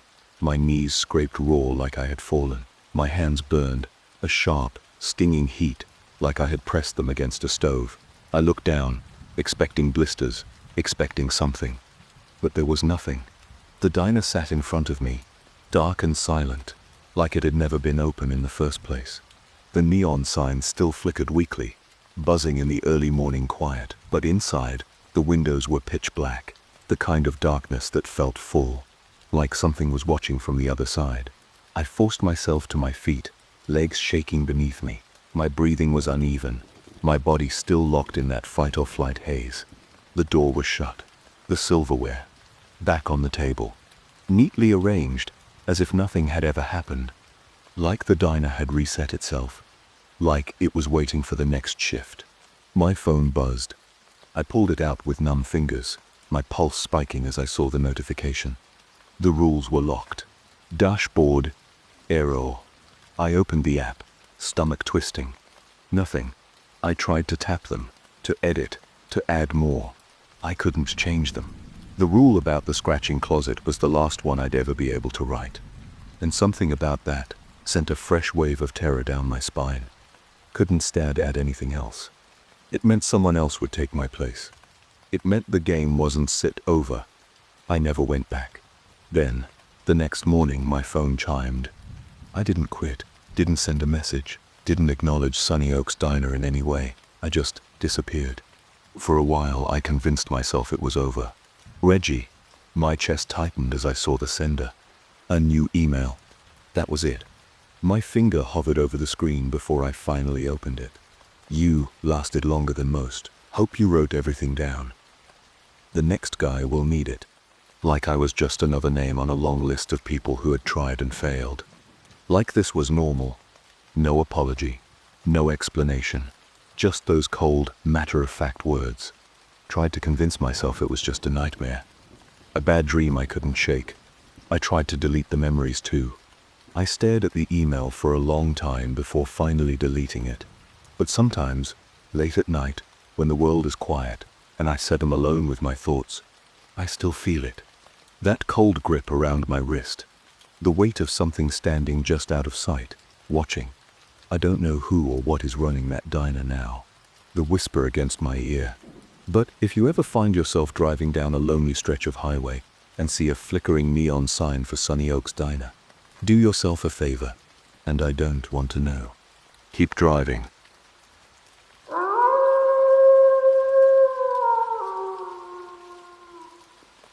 The Bone Tree. Part 1.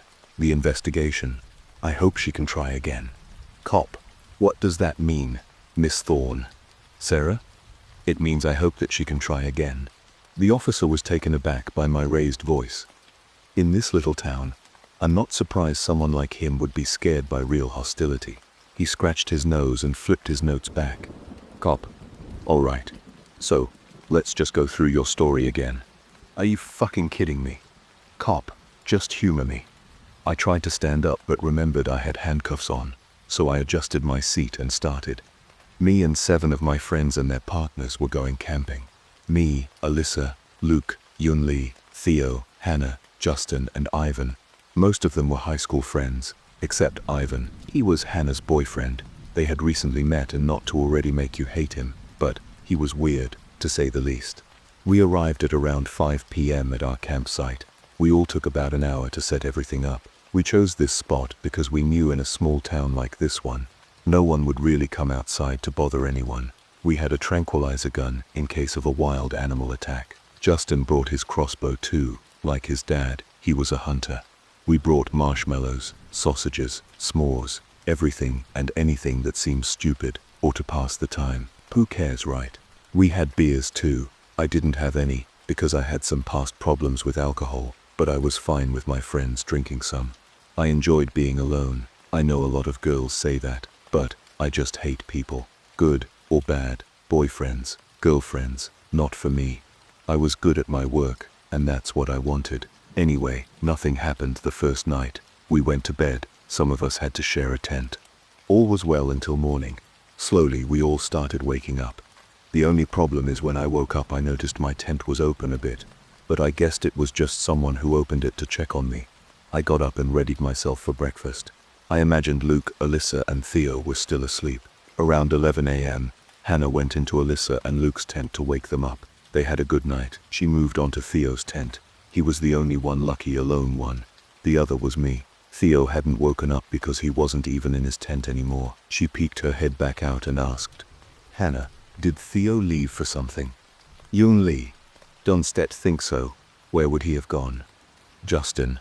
Probably just went to get some stuff at a store." I looked back, seeing the 2 cars were still there. "Me. He didn't take the car." Everyone started looking at each other, a bit worried. So, 3 of us decided to go look around in the woods. Me, Yoon Lee, and Justin, who brought his crossbow, thinking he could get us some dinner, whatever that meant. We searched for about 30 minutes when Yoon Lee called us over to check something out. As we approached, I started to gag at the smell of whatever Yoon Lee had found, pulled my hoodie over my nose and finally got to her. She saw a mutilated bunny. It had what Justin defined as teeth and claw marks. He couldn't tell what kind of animal did it though, as anyone would. He just guessed a bear, but I could tell he was trying to convince us, and probably himself. We couldn't find any trace of many other animals near there, so we continued forward for another 10 minutes. We stumbled upon a white tree. All of the trees around were more brownish color, but this one was baking powder white.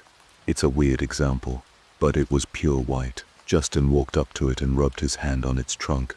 Even he was astonished. This wasn't normal. "Me, can we go back?" Maybe he came back on his own. Maybe he walked to the store wanting to save gas. Who fucking knows? Justin, "Yeah, there's nothing out here anyway. If he's not back, we all come back." We agreed and walked back. Unfortunately, when we got back, Theo wasn't waiting for us. We all started to worry. We'd tell each other we'd give him another hour or 2, and we'd give him the business once we knew he was safe and sound. 3 hours went by for us to try to spend this awful long time, trying not to think of what could have happened to Theo. I kept thinking about that weird tree. We spent so much time looking around, but it wasn't even that far from where our camp was. What I didn't tell anyone, because I thought they'd say I'm crazy, is that I felt watched when we were out, and I swear I caught a glimpse of something moving behind a tree. I didn't say anything then, and I don't regret it. I did everything right, at least at the start. I even asked Justin about the tree. He spoke. "Justin, no. I've never seen a tree like that. It's not wood. At least it doesn't feel like wood." Me, think we should go back to check it out. Justin, no. We should all stay together for now. I am still worried about Theo. Me, right. We tried texting him, calling him. We didn't have much service out there. I'm sure you can guess that. But near 9 p.m., Justin went back out in the forest. He came prepared just in case. His crossbow, first aid kit, hunting knife. I guess he went back to that tree. Even I was still thinking about it, if I hadn't mentioned it enough. Hannah, Yoon Lee and Ivan kept trying on their phones, sending texts after texts hoping to get a response. It never helped. There wasn't any signal. No texts were getting through. At 10 p.m., some of us had gone to sleep. I asked Luke to stay up a bit. He looked through our food cooler and snarled, "Luke, damn it, who the hell ate so much?" He looked back at me. He saw I was worried. "Luke, he's all right," I said, "I'm sure of it." He said, giving a light smile. "Me? Yeah, probably got lost like an idiot." I chuckled. Knowing what I had said sounded stupid, but hopeful. I was scared. I was worried about Theo. I grew up with that idiot. He's an actual guy friend. Never tried to hit on me. Never tried to. Just nothing. We are friends. And that's where it ended. I'm still thinking about him right now. Fuck. At 11 p.m., Justin finally came back.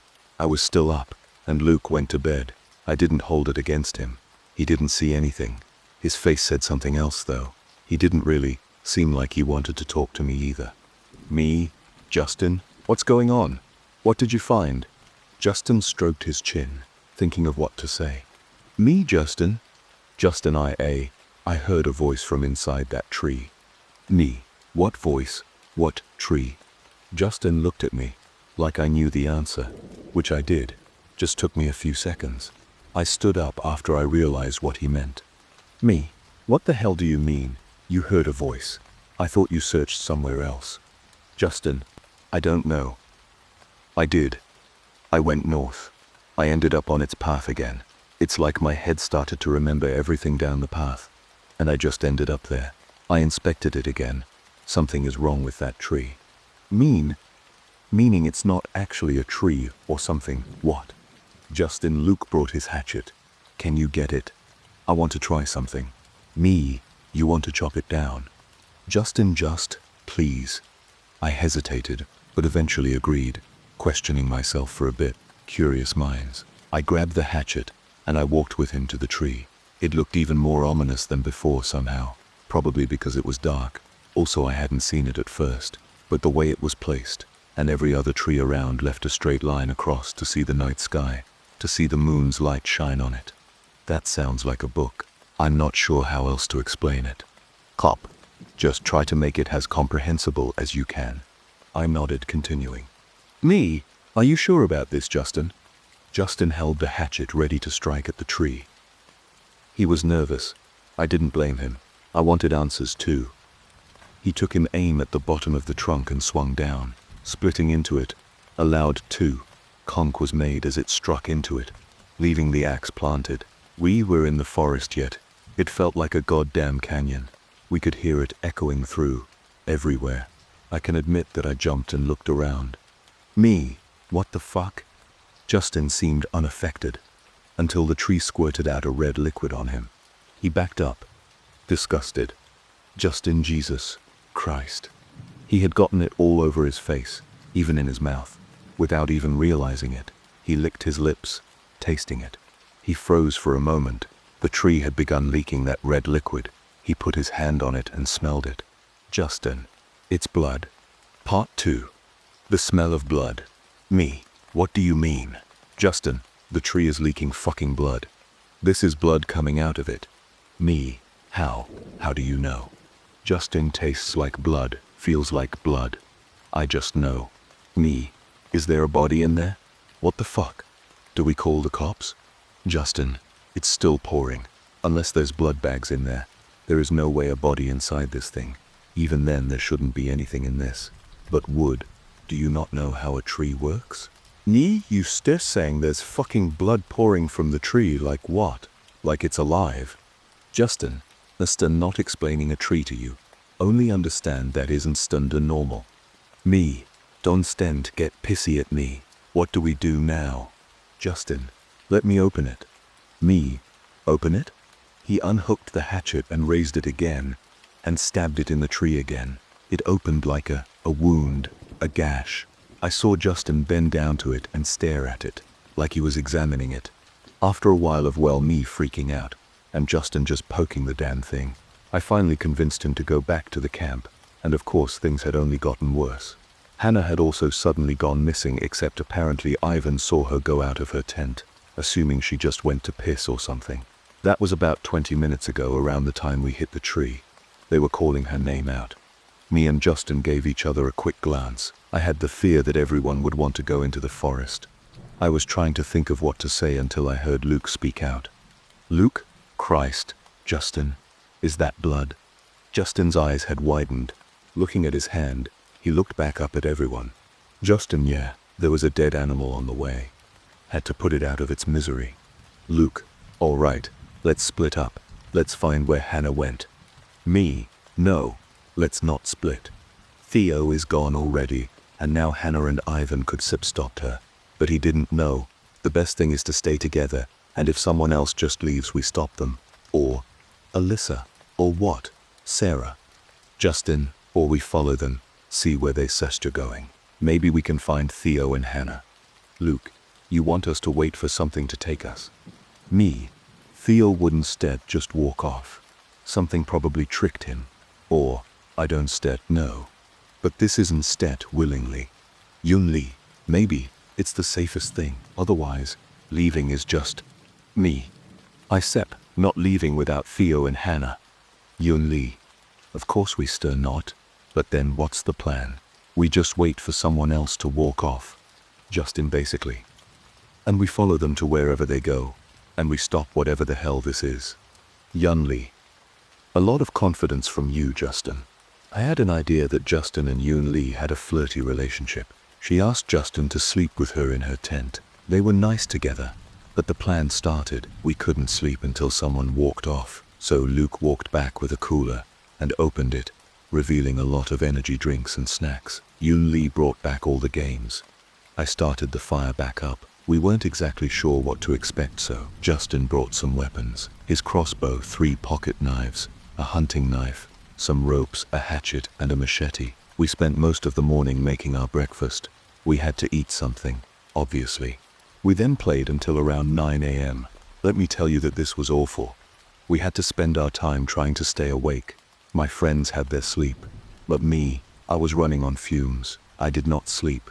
Somehow I was managing though. The energy drinks were helping a lot, but still. And then everything came crashing at around 11 a.m. Justin suddenly picked up a scent as we were preparing to make dinner. He picked up, as he said, the scent of blood. He was skilled at all of this, so we kind of just trusted him. He told us to grab a weapon just in case, and told us to follow him. We went as a group into the forest, and if you can guess, we passed the tree, but no one else seemed to have realized. Not even Justin, just me. It was fixed too. It didn't have the cuts that Justin had left. I didn't know what else could be making that scent, but the closer we got, the more we smelled it too. It was even more horrible than that bunny we first saw. Cop, hold on. I thought the tree was further in the forest. You said it took around half an hour to get to it. You want me to believe your friend could smell blood from that far away? Me? I don't know how else to explain it. I can tell you we hadn't walked that far, but it was there. Cop, fine. Continue. We had walked slowly but surely closer and closer towards the smell.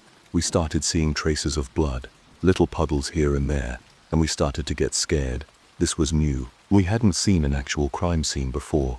We started to see clothes, Hannah's. We were getting even more worried. Ivan started to run to where the blood was led, and we heard him yell out in fear. We ran over, and he looked up.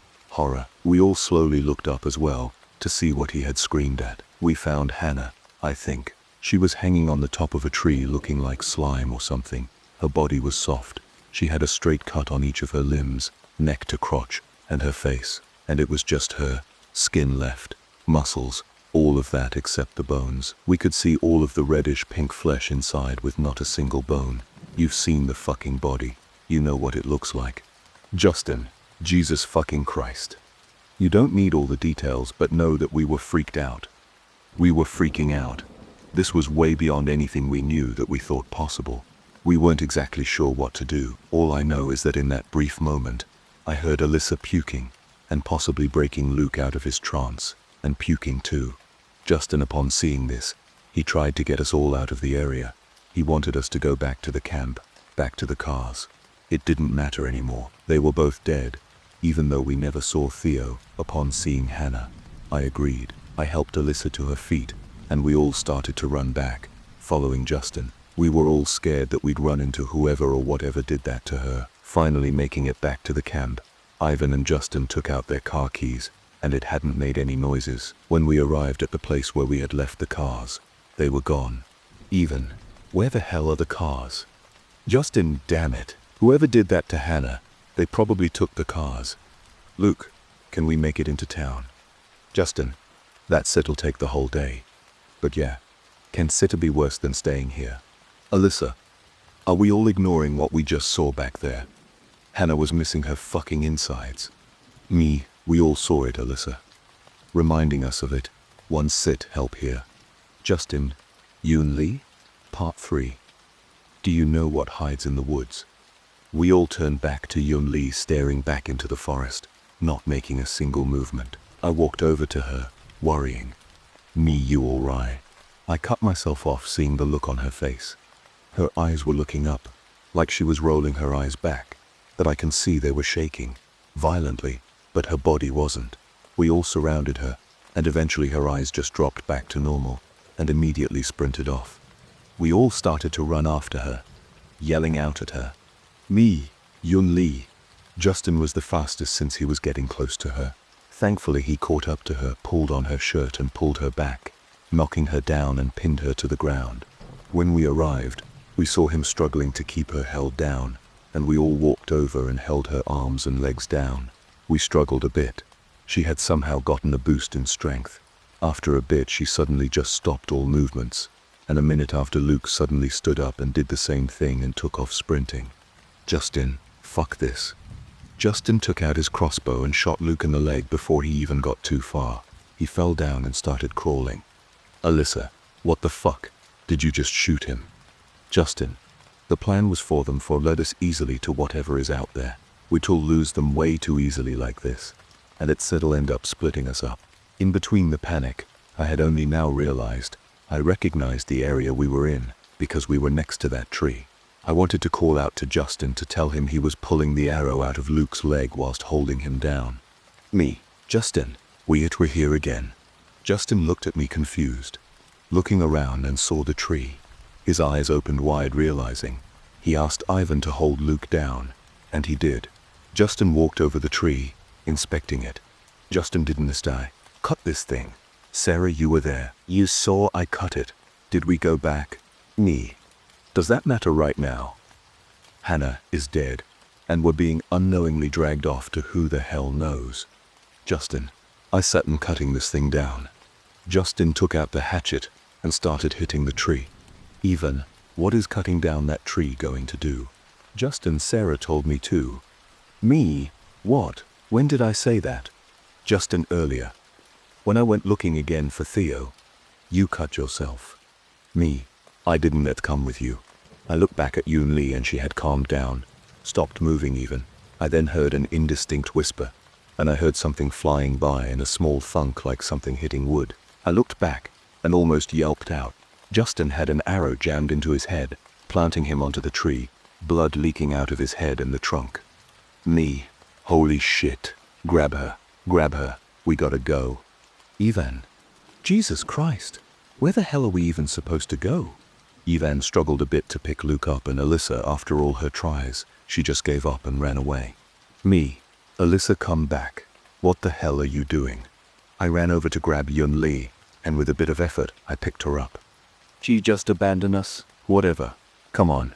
Ivan started going the other way, opposite of where we came from. I followed, because what would going back be any good for? It didn't feel right, leaving Justin there. But what else could we have done? Alyssa had just run off, probably to her death. Me and Ivan were carrying what was left of our friends. How could everything go wrong in a few hours? Ivan. I think there's a cabin near here. I talked to some people in town when we stopped at the gas station.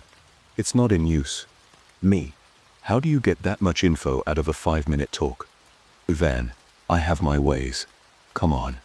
We eventually made it up to the cabin, had to force the door open and set Luke and Yoon Lee on the couch. I immediately looked around for a phone, but not even a walkie-talkie was there. I tried to take my phone out, but remembered I left it at the camping spot. I tried taking Yoon Lee's, but hers was dead. How the hell can she have used it all up already? Apparently she loved taking pictures. I tried to get Luke's and his wouldn't work. Couldn't our situation be any worse? Me. You got your phone on you. Can let you call anyone? Ivan. No, I left it in the truck. I didn't think we set be needing it. Me. We are miles away from any kind of help. There's someone hunting us down and taking our bones. What are we supposed to do? Ivan. I can try to go into the town. You can stay here, make sure they wake up safely, or whatever's going on with them, and I'll come back with help. Me. Thanks, you want to leave me while a murderer is out there. Ivan. I'm trying to come up with something, unlike you who's just panicking. Me. 3 of my friends are fucking dead, asshole. Maybe even 4. So, I'm sorry if my mind is racing off the fucking tracks. Ivan. Alright. It's 3 p.m. now. What do you propose? Me. You try to wake them up. See if there's a first aid kit or something. I'd still check if there's a basement or something where we can hide in case. I started looking around the house. I didn't find any photos of any family members, or any photos for that matter. It's like no one had been here yet. The only thing about this cabin that was normal was the furniture. No basement.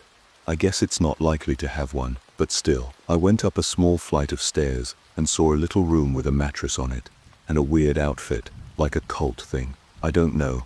Had an enlarged fractured skull, has an emblem, I don't exactly remember the whole thing. I found a few books. I didn't have time to read them until I heard a scream. I ran back to the living room, seeing Yun Li waving her hunting knife at Ivan. Me, Jesus Christ, Li, what is that you doing? Yun Li. He tried to drug me. And where the hell are we? Ivan. I didn't try to drug her. I gave her an EpiPen to give her a rush in adrenaline. Me. Okay, Li. Put the goddamn knife down. We stir in a cabin. We had to run away from someone. Justin got shot in the head. You and Luke just sprinted off. Yun Li. What? Justin's dead. She looked around, taking in the place we were in, and everything I just told her. Yun Li. How did that happen in like 30 minutes? Me. It's been like 4 hours, Li. Yun Li. What? No. We were around the fire, and... Me. Before you spiral any longer, do you mind with the knife? I got closer to her, trying to grab the hunting knife, and she let go after a bit. I helped her sit down and look at Ivan. He was readying another EpiPen for Luke. I stopped him and told him to give it to me, before we have another incident, which he understood. Ivan, did I do something? Me. Do you understand that this might not be the right situation to ask these questions? We don't know you as well, Ivan.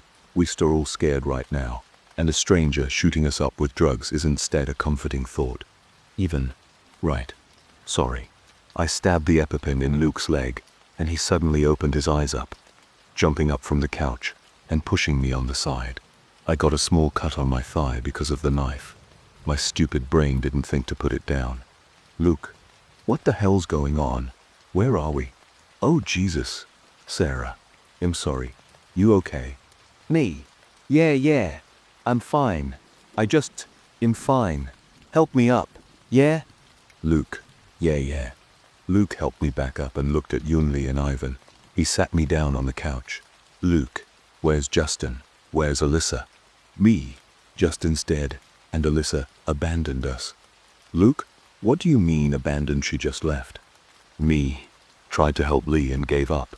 Booked it into the forest, probably back at camp, if she's not dead. Luke? God damn it. Alyssa, all right. What set are we doing now? Me, am not sure. I don't know. There's someone out there, hunting us down. Lee, let's gear up then, ready for something, anything. Me. There's just nothing here. I walked around, spinning in circles, trying to make sense of everything, and suddenly Ivan came back in the room with a map of the area. He set it across the table. Even. I found this. Maybe there's something we can find something here. We all looked at the map, seeing nothing for miles, all but the cabin, a few camping spots as they were marked. A bunch of other small spots were marked, maybe for hunting. This map wasn't very helpful, but we still looked around for anything, and it gave nothing. Nothing was in the area, not anything useful. I checked my phone. 16:12. We were losing daylight, and had no plan whatsoever. Luke and Ivan kept trying to come up with something. It was always like those action movies where we'd somehow dodge everything and beat them up. None of us had any experience in combat, especially not against psychos. The cabin had some food, so the best we did was make some food. After around 20 minutes, we had made some quick mac and cheese. It was good until a random glass suddenly broke, with a thud in the bathroom. We all stood up, looking at the bathroom, and Ivan was the one who went toward it, armed with a pocket knife.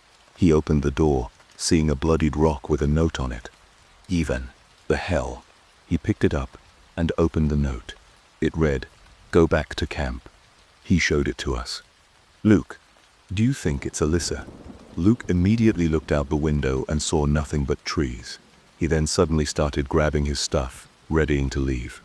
Me, where are you going? Luke, I said I'm going back to camp. There's nothing out there, but if Alyssa is there, I have to go find her. Me, what if he's trying to trick you? Luke, then let him. Ivan, Luke, hold on. Ivan grabbed Luke's arm and held him back. Ivan, we'll all go, make it safer. If he tries to attack one of us, at least we'll be able to fight back. Yun Li agreed. And after a bit, I did too.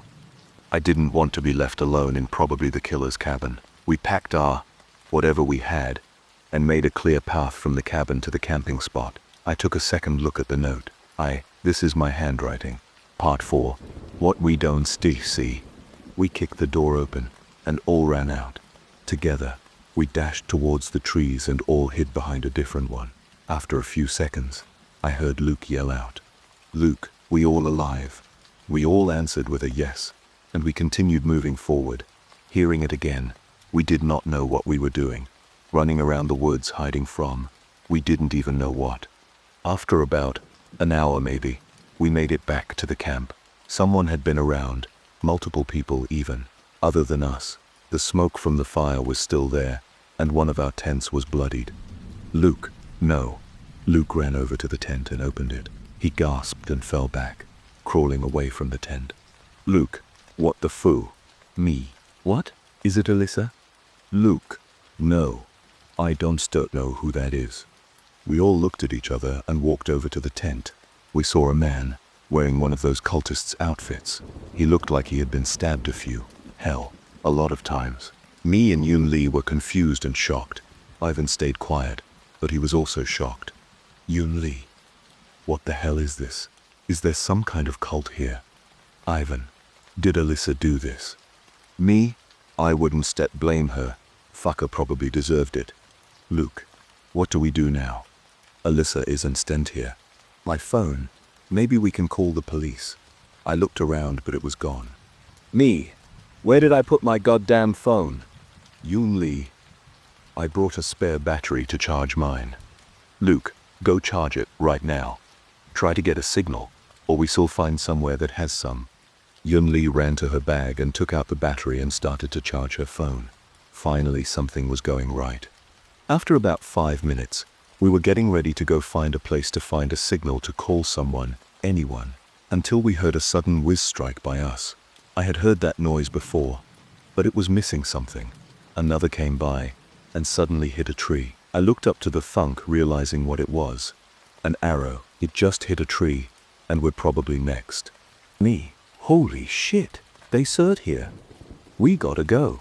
We all grabbed our stuff and ran off towards where we had once originally come from, the town, hoping that the closer we got, the better chance we'd get a signal. "Cop, is that around when you called us?" "Me? Yeah, I'm pretty sure. I remember what happened." "Cop. All right." After a bit of walking and surprisingly no arrows whizzing by us, Yoon Lee had finally gotten a bar of signal. She immediately dialed 911. The connection was horrible, but she repeated over and over that we needed help and that our friends were dead, and most importantly that we were in the forest, hoping they were getting the message. It was then that we heard sticks being crushed. We all took a stance, readying our weapons, but quickly realized that we were surrounded by those cultists. They were holding weird weapons all made of what looked like bones. "Luke, what the hell? Who are these guys?" "Me. Why are there so many?" 3 of them walked up holding a basket. They showed us what was inside it, and it was a pile of bones. "They were the girls. Your friend used the tree. We have to replace its body with her bones because of him." Luke screamed out Alyssa's name and fell on his knees. Ivan started to back up. I didn't notice it. I was trying to get Luke back on his feet, even though I started to cry a bit too, thinking it was the end, that we'd die here by some fanatic of bones. The 3 of us hugged each other, upon noticing Ivan wasn't with us anymore. I turned around to see him putting one of their masks on. "Me, what the fuck?" used to one of them. "Ivan, it's not like I want to. We had to get some extra. You just never know." "Yoon Lee, you prick. You got all of us here for some cult party." "Vievan, wasn't my idea. It was the trees. Your group was a pain in my ass, but the tree demanded it. So, me? The tree? That fucking white tree? What citra are you talking about?" "Ivan, I'm not going to explain it to you. You don't deserve it. Used to nothing. Well, used to going to be a good chunk of its skin, so consider yourself lucky." Some of the members started walking up to us with their weapons aimed at us. A glass bottle shattered on top of a cultist member and exploded into flames, surrounding that area with fire. Another landed on the other side. We all looked up at the sudden blazes that had risen. Luke suddenly got a boost of anger, knowing now he could do something, and took out his hunting knife and charged at the members, attacking some of them, holding them back only for him to be stabbed in a few places. I yelled out at him to come back, but Yoon Lee was already pulling on my arm. There was an opening as another Molotov hit near Ivan's spot and set the bottom of his clothes on fire. God damn it. Me and Yoon Lee took off, taking that chance with the opening to run back into the forest away from the fire rising and screams of those murderers. Bastards. Part 5. Wake up. Me and Yoon Lee were running through the forest, hoping we could have maybe heard the sirens. Or a cop shout out. Anything. It was about 5 minutes until we reached that tree. That damn white tree. It was fixed again. Justin's body was gone. The marks he cut on it were gone. Only the hatchet was still there. I grabbed it. Yoon Lee took notice. Yoon Lee, is that the tree we saw the other day? Me. Yeah. Justin said it was made of bones or something like. But I'm not sure. This whole thing is messed up. Yoon Lee. Why is there a hatchet? Me. Justin went mad or something. He tried to cut it down, but he was shot by an arrow. Yoon Lee sighed and crumbled down to her knees, breathing heavily. Yoon Lee, we are not leaving here alive, are we? Me. I don't know. Inside, I did know. I stood up and looked back at the forest. Me, all right? Come on. We can try to hide in the cabin again. Try to come up with some kind of defense. Me Lee. I looked back, seeing Yoon Lee's mouth hanging open, gurgling, spit drooling out of her mouth. My eyes widened, and as I took a step, her neck suddenly snapped 360 degrees. And I stood there frozen, a little because of what just happened, but mostly because her head was directly staring at me. I didn't dare to move. I don't think my brain fully processed what had just happened. Me. Why Yoon? I saw bushes move in the corner of my eye, and saw Ivan walking out of the forest. I saw a bit of his skin had been charred by the fire. Even you bitch. Are you? Me W what? I heard cracks and saw Yoon Lee's arm stretch and twist pointing at Ivan. I could hear whispers, but I couldn't understand a thing. Afterward, Ivan looked at me with a smirk. Ivan, guess I can just kill you however I want. He took out the hunting knife that he had taken from Luke and walked towards me. I fell back and crawled back against the tree, begging him not to come closer. I heard a grunt and a squelching sound. I looked up to see someone stabbing Ivan with a machete. I looked down to see the person, and it was me? I was holding the machete that was going through Ivan's chest, but I was also cowering at the tip of the tree. Ivan spat out blood, laughing. Ivan, you did that yourself. How hilarious. The other me dropped him on the ground and stabbed him in the neck, letting him bleed out. She walked over to me and crouched down, taking out a knife. Me. What the fuck? Who? Sarah, change it. Change all the stupid things I did. She suddenly grabbed my hand and stuck it on the tree and stabbed the knife through my hand and into the tree. I screamed out, cursing. I could feel my blood mixing with the blood of the tree, and that second instance I felt heavy, and I suddenly woke up, still sitting on the tree. I looked up at where my hand was stuck, and it wasn't. I looked down, seeing the healed-over scar on my palm. I also had a cut on my leg. I breathed heavily, looking around. It was night. I don't know what time it was. I didn't have my phone still. Me. What the hell? I thought about yelling out to someone, but thinking about it, who would have answered? And what if those cultists come back? I stood up, holding myself against the tree, and thought about going back to the camp. My body felt heavy. My heart was thumping. My ears were screaming. My eyes felt like a damn river. I was about ready to give up. I needed to push on. My friends had all died, I think. I'm still not sure what happened to Theo. I miss him. Part 6. The Missing One. I walked back to our camping spot, and there wasn't any sign of anyone ever being there. No tents, no lit or burnt fireplace. Exhausted, I sat down onto one of the sitting logs, and quite literally, fell asleep. I woke up to the sound of a running engine getting closer, immediately sprang up and looked around. I saw Justin's car and Luke's pickup arrived. I almost bawled my eyes out. This whole thing was over. Maybe I had just been dreaming. Maybe, who cares? My friends.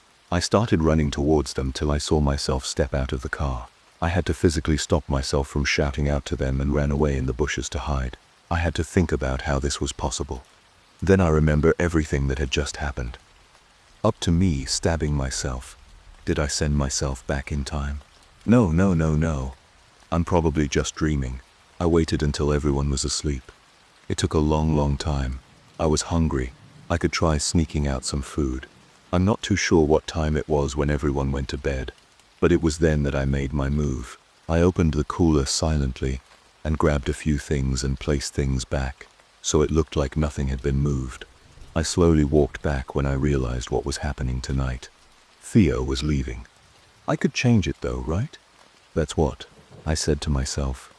I walked back to his tent and opened it. I accidentally woke him up. Sarah, hey, what's going on?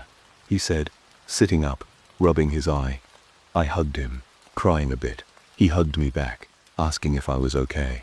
I told him I was fine. I was just happy to see him. He took me outside and tried to get me back to my tent. I tried to stop him before he opened it slightly, but he saw me sleeping in the tent and looked back at me, confused. Theo, what the hell is this? Who are you? Me. I am Sarah. It's just, a lot has happened today, please. I once hurt you. Please, I just want a minute. Let me explain. I still explain everything. Please don't wake them up. The Theo stood there for a minute, trying to decide what to do, and thankfully he let me explain it to him. After explaining what had happened, or what was going to happen, the cult, the tree, our survival plan, it sounded so stupid, but hearing it now, they were probably on our tail the entire time, picking us off one by one, to make sure we were weaker. Fair to say that Theo didn't exactly believe me, but what other choice did he have? He knew all about me. I didn't have a twin or a sibling for that matter. He knew when I was scared, and tonight I was more than terrorized. Theo said he had brought something that might help me calm down, but he left it in the car, so he went to go get it. It was then that everything started to click in my head. I stood up quickly and ran over to the cars. Me, Theo. I arrived at the cars, seeing Luke's trunk was open, but Theo wasn't there anymore. Me, God, damn it. Theo. I looked around frantically, trying to see where he could have gone. I couldn't lose him again, so I ran into the forest, where I thought he could have been taken. Running through this damned forest was tiring, and I was probably mentally exhausted from everything. This was definitely taking its toll on me. Searching until sunrise, I had failed. That's when I stumbled upon a bunny. I remember the bunny we first found. Then I realized that there wasn't actually any wildlife, not that we have seen or even heard. I tried to approach it, but it was shaking rapidly, like it was scared. It started running away, and just in the moment, a large white root crawled out of the ground and gripped onto the bunny, and thorns started to grow, stabbing into its skin, ripping its skin off. I gasped upon seeing it. I might have yelped also. I recognized the root. It was the tree's root. I still knew nothing about this tree. It being sentient never occurred to me. Why would it? We weren't even close to it, and it had a root all the way out here. I saw the skeleton of the bunny get ripped out, and whatever was left of it was thrown on the ground. Afterwards, the root just shrunk back in the ground with the bones of its latest victim. I backed up. God, this story sounds dumb. Cop. I suppose with what we have in the other room it isn't too crazy. We just got your blood test back, and you do not in fact have siblings. So, let's try to pace this up. Yeah? Me? Fine. After doing some more searching, I didn't even realize that I had walked past the tree. Then I saw Justin, me, and Yunli adventuring. Me. Damn it. I looked around and hid behind a tree. I knew where we passed. So, thankfully, I knew where to hide. They passed, and I kept looking at myself. How could I stop this without freaking out everyone? I thought about it for a while, and Justin was coming back later, alone. So, I waited. Finally, he came back to look at the tree. I went behind it as he approached. I thought I could try to make him get out of the area, make him leave altogether with everyone. I didn't even realize I started mumbling to myself, trying to figure out what to say. Justin, who the hell's over there? I whispered to myself. I had to think of something. Okay. I stood next to the tree, revealing who I was to Justin. Justin, Christ. Sarah. What the hell are you doing out here? Me? Not Sarah. I mean, I am. But I am from the future. I think. I am not exactly sure what the hell happened to me. Justin, what are you talking about? What happened to your hand? Me. Look, it doesn't matter. This tree is something that I don't think we should mess with. Just leave. Take everyone and leave tonight. No excuses. Justin, what about Theo? What about you? Me, I tried saving Theo. I still don't even know what happened to him. I'll be fine.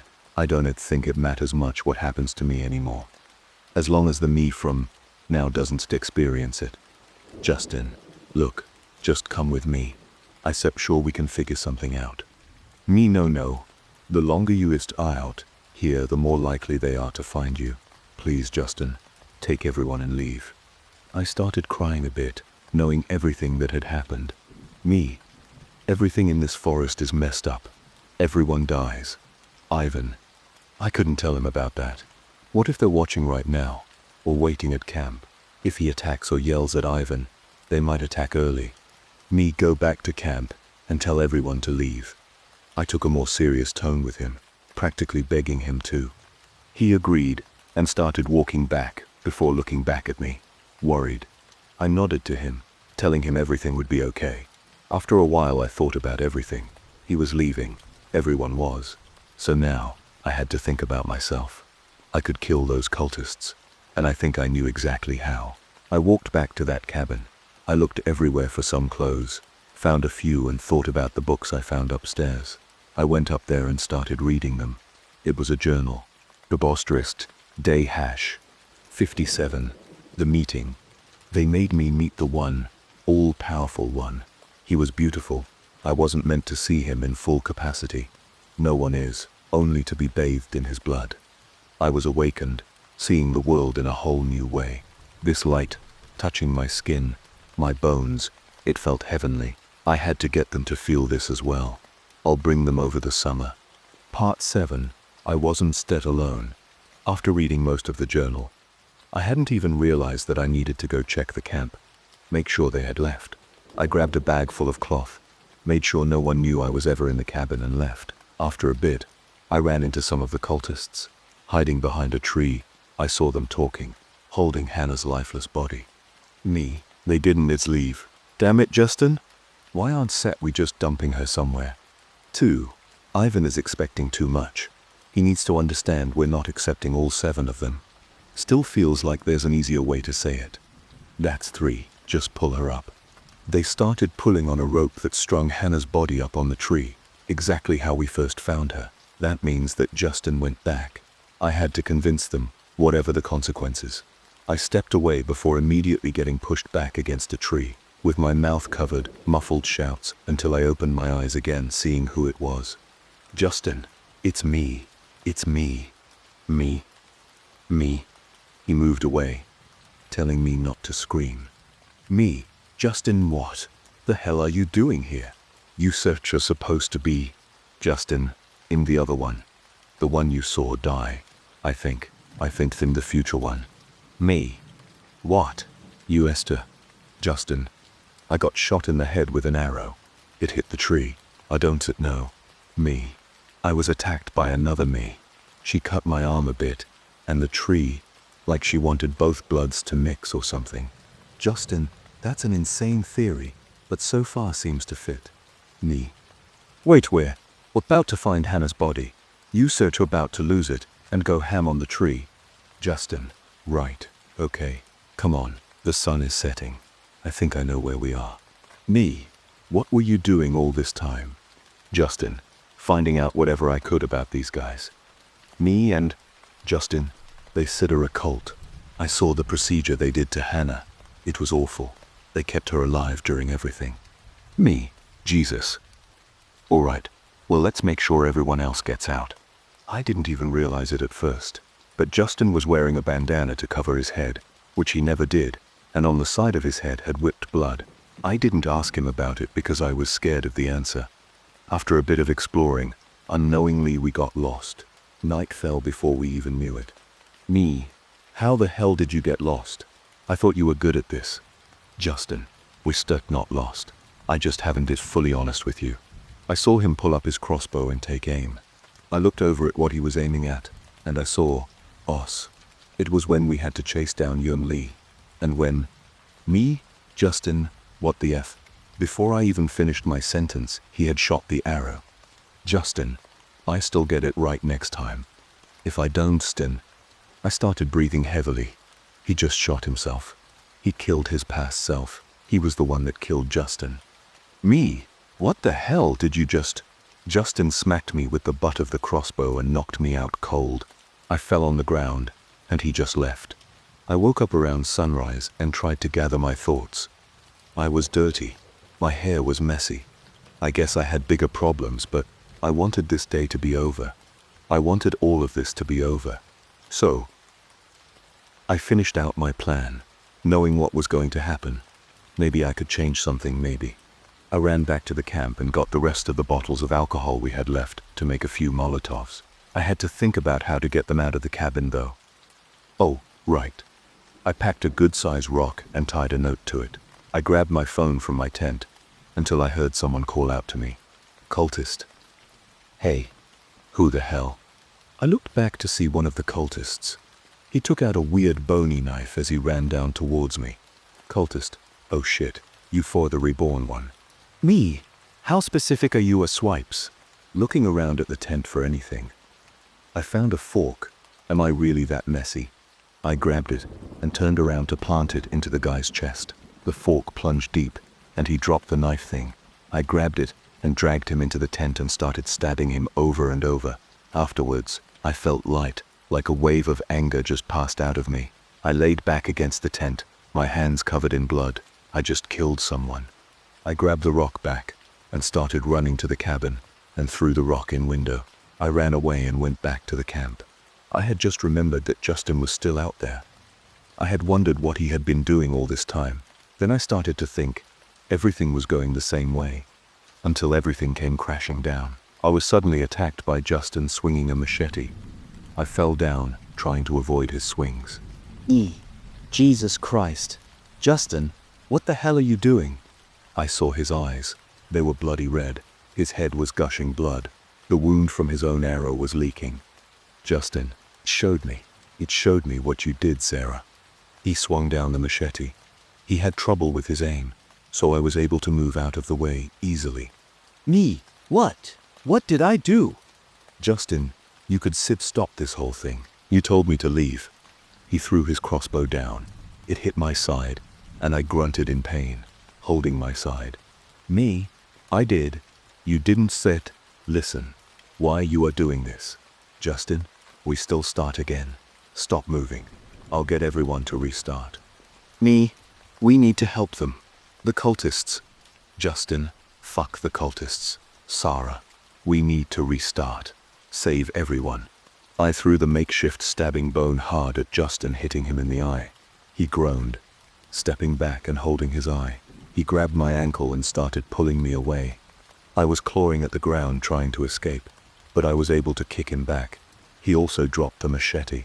I was able to grab it, but he started to pull my hair hard and smash my head against the ground. It felt hard, harder than any normal soil. Realizing what it was, I gripped the machete and stabbed it into the ground, into something solid. White roots suddenly sprouted of the ground, and as Justin aimed his crossbow, it was struck, making it misfire. He reloaded it in time, but was knocked down by it. I was cowering in fear, in a fetus position, hoping it wouldn't care about me or something. And by some kind of miracle, it just attacked Justin. He began screaming as the roots started to wrap around him, tearing into his skin. He had shot another arrow a little more towards the sky. This time, I covered my ears, not wanting to hear what was happening. He was trying to kill me, but he was still my friend.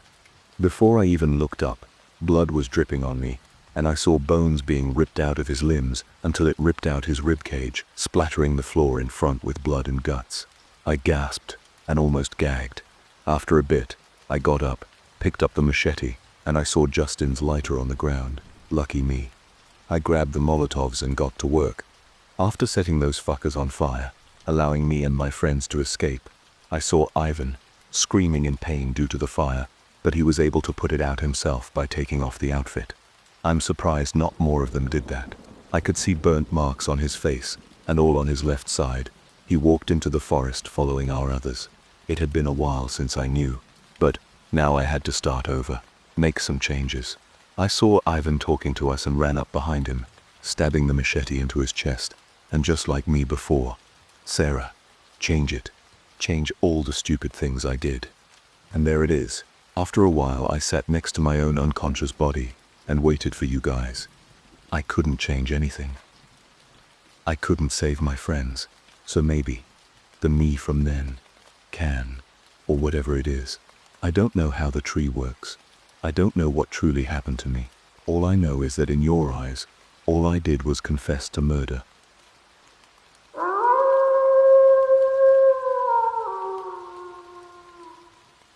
Mewling. How to even start this off? I've never told anyone about this. Not outside of therapy, I guess. They suggested that I write down my story to the best of my ability, to remember, and then by writing it out, I can process it better. I've been numb to it for so long. I've written a fair amount, but not this. Nothing about this. So, here goes nothing. I was maybe 16 when it happened, late 2000s, just before the fall of 2010. I was helping my uncle with moving stuff in his garage, and I headed back home. It's not far from town, so I walk. I had decided to take a different way than on my normal route, taking my time, listening to the cicadas shriek their sonnets for early summer, and the birds sung theirs above the noise, going through the park and coming through a different way to my house, figuring it would be a good shortcut. I lived on the other side of town, as where my uncle lived near the park. The town I live in is a small one, nothing special. Maybe around 800 people as of the last census back then, probably even less now. It's one of those towns in Iowa you kinda just pass on through, not caring about what goes on here anyway. Maybe stop for gas and food, then be on your merry way. There's a high school, a small museum, a library, a main street with sparse businesses. The usual. It used to be a town on the up and up, but sometime in the early 70s it began to decline. Maybe even earlier. Depends on who you ask, I guess. The main businesses and working buildings were closer to the main road, as where the other side of town are buildings with boarded up windows and peeling paint, some with no trespassing signs nailed to the old shop doors. An old candy shop and soda jerk was near the park, but now they're nothing but husks of their former selves. Kids probably having their sundaes and root beer floats after a hot day on the jungle gyms way back when. I passed by these old decaying places, forming half memories that weren't mine, but in a different time. I turned to go through a small alley, the old brickwork covered in etchings from kids both past and present, mostly sayings like "Nick was here" and "Cody likes it up the ass," among other ones. Some spray paintings of crooked and jumbled symbols, almost like malformed swastikas, probably made by edgy teens who kept fucking up, creating a weird alphabet of C's, G's, E's, and Ev's with extra limbs. Got nothing else better to do, I guess. I passed by this one building I hadn't really seen before. The birds were still chirping away. I remember that, 'cause that's when I heard it, a mewling like a cat. All high and in distress, coming from inside this old decrepit storage building, an old repair shop. The garage doors firmly shut, but some of the windows were broken, not boarded up like the others, probably recent. The mewling came once, then again shaky, almost broken. It sounded like it was in pain, that kind of drawn-out cry animals make when they sit scared or hurt. I started toward it, thinking it was just a stray that needed help, but then I noticed something else. Everything else had stopped, dead silent. Nothing, except the sound coming from the building. No birds, no bugs, not bugs, not even wind, like the air itself had paused to listen. It came again, high and then low, almost growling. There was a strange trill in the back of it, like a bird call that got tangled in the throat. I remember thinking it was like a parrot trying to imitate a cat, but not quite getting the shape of the sound right, coming out wrong. In any given situation I would have ignored it, probably just another stray or two, probably duking it out or something inside the old building. But part of me just wanted to check, make sure that if it was a cat, then they're either stuck or just scared. Cats often do make strange noises when they're stressed, or in heat. I've seen plenty of stray cats around town back then, but not anymore. The closer I got to the door, the more something in me pulled back. Not fear exactly, more like a warning. Like whatever was inside didn't want help. It wanted to be heard. I should first listen to my gut. Call it stupidity, but I decided to peek inside the door, barely moving it aside to see. My heart thumped like a war drum. My hands were clammy, breath shallow. I tried not to make a sound. Looking back, I should have run, should have spared myself the nightmares. That thing inside kept mewling like a bird trying to give birth to a cat. 'Cause that might have been what it was. Inside was what I expected. An old repair shop, a single rusted Cadillac shell resting in one of the bays, still on a jack, like someone had just stepped out mid-repair and never came back. I couldn't see much else, just thin streams of light from the open door and shattered windows cutting across the dark. But then the smell hit me before my eyes adjusted. Musky, muddy, and coppery, like wet earth soaked in blood and aged urine. I recoiled at the wall of stench, putting a hand over my nose and mouth as I tried not to vomit, not daring to make a sound. Then I saw something move, something big. I can't describe it. Even years later, I can't. Every time I try, my mind blanks, just freezes over, like I'm seeing something that shouldn't exist, let alone be alive. It was like looking at one of God's mistakes. What I do remember were the eyes, big, glassy, almost mirror-like, so reflective. I swear I saw myself in them. They shifted toward me in the dim light, looking almost like a pair of spotlights, focused on me. It stopped making that god-awful noise, just for a moment. I was frozen. Every cell in my body screamed at me to run. It wasn't a cat. It was never a cat. I didn't decide to run. My body did. I bolted, sprinting, all the way home. The thing mewled behind me, louder this time. Hearing that thing mewl again in that awful gurgling noise halfway between a shrill bird call and something else. Not so much like an animal reacting to a person, but something worse. I ran, just ran. I didn't want to see if it was chasing me or not. All I know is that noise never left me. When I got home, I slammed the door behind me and locked it. My mom yelled at me, about ready to beat my ass, when she saw the look on my face, saw I was shaking and breathing hard, and was immediately concerned. She asked me what was wrong. I didn't talk about it, not to her, not to anyone for years. I would have sounded fucking insane if I tried. After a while, the nightmares still came and went.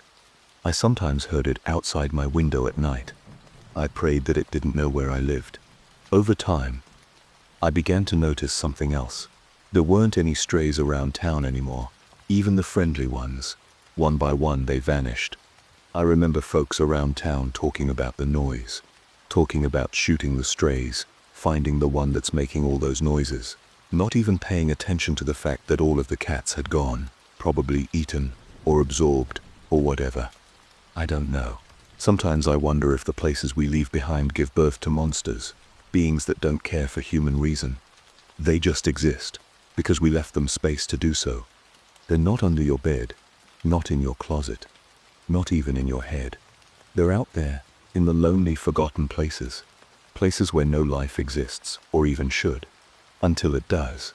I don't know what was in that old shop, and I don't care to know. I don't go down that alley anymore. In fact, I don't live in that god-forsaken town in western Iowa anymore. It's been over 10 years since moving away. I don't ever want to see that thing again, nor hear its cry.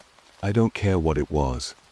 I just know that if I ever see it again, it might remember me next time. And I don't know what that would mean.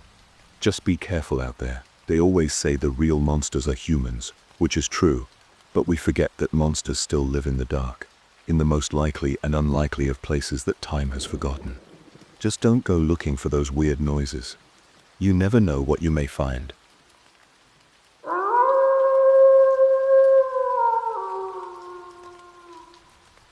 Of candles and sigils. What the fuck are you doing here, Morgan? I turned my head around at the awful, shrill voice. My sister, Vanity, stood at the door with a fearful look. She stormed past me to the small window of the attic. You're gonna suffocate Uncle Max if this smoke gets downstairs. She pushed up the sash. Don't get your thong in a twist, Vanity. I said, it's just some candles. I almost forgot Uncle Max was spending the day in our house. Then I remembered he had shat all over our toilet this morning from last evening's party and had to nurse a stomachache on our couch. His asthmatic lungs didn't do well in unclean air, but I didn't think some light candle smoke would do much harm to him. The fuck do you need candles for? Vanity turned away from the window. Her eyes went wide when she saw the ground. And what the hell is that? She pointed to the symbol I knelt next to. It consisted of one large circle with the name Andromalius, and a smaller circle inside with 4 I letters arranged to form the corners of a square. The letter S in the upper middle space, and vertically intersecting lines with ornaments. That's none of your business, fuck off, I said, and lit up the last candle to finish the circle of 6 candles around the sigil. Bitch, it is my business if you plan on burning the house down or some shit. Vanity crossed her arms at her chest. Tell me or I sit. Or call Mom and tell her you stole her bath salts. I can see them on the ground. I rolled my eyes but gave in, because I had no intention of explaining to my mother why I needed her lavender bath salts. The devout Christian she was, she would not approve of my plans. I thought I locked the door, and Vanity bent over and peered at the book in my hand. Is that Mrs. Mondale's book of herbs? Did you steal it from her? I was tempted to scare my little sister away using one of the candles as an approaching bogeyman, since she was afraid of fire, but I didn't want her to tell Mom. I had to keep Vanity here and feed her information. That was always what she craved, and what shut her big pubescent mouth after she was full. No, Vanity, I said. I didn't steal the book. Mrs. Mondale gave it to me a year ago. That was a lie. Mrs. Mondale shared her grievances about the loss of her book with me the day after I took it, and I stood there on her porch, nodding and faking condolences. Fortunately, she didn't voice any suspicion towards me or my sister. She was too fond of us for that. We were of great help in the garden each weekend. Our mother forced us to help Mrs. Mondale with her fruit trees because she was old and helpless. Helpless, my ass. A helpless person couldn't ride a bike like she was racing the Tour de France. All right, but what are you doing with her book of herbs in here? Asked Vanity, and pointed to the ground. And what the fuck is that symbol? I gnawed at my lip in mock ponder. Well, you see, Vanity. I leaned over my knees toward her and whispered, Izetum's summoning a demon. I expected Vanity to be spooked, which I then planned to take advantage of and prevent her from telling Mom. But instead of fear, my sister's face twisted in disbelief. Come on, quit the jokes. What are you really doing? My mischievous smile fell. No, seriously, I said. I'm about to summon a demon. Demons ain't sit real, Morgan, she said annoyedly. Stop this shit. I pursed my lips. I was getting really pissed, but I had to admit, she had no reason to believe me. Our mother, though herself bound by the Lutheran faith, let us grow up free thinkers, and we chose not to believe in God or anything supernatural. But a year ago, I saw some shit, and when I then glanced into this book while Mrs. Mondale was busy in her kitchen, I realized the shit I saw could help me. It took me 10 months to carry out the ritual, and I was finally finishing the last step. All right, I eased my juicy ass back on my feet. What evidence do you need to believe me? Well, show me the demon, Vanity said. Bitch, I don't have one yet. I bitch am about to conjure one. Vanity scoffed. Okay then, show me the conjuring, and then the demon. You really want to stay for this? You're usually spooked from everything remotely scary. You want to see a demon?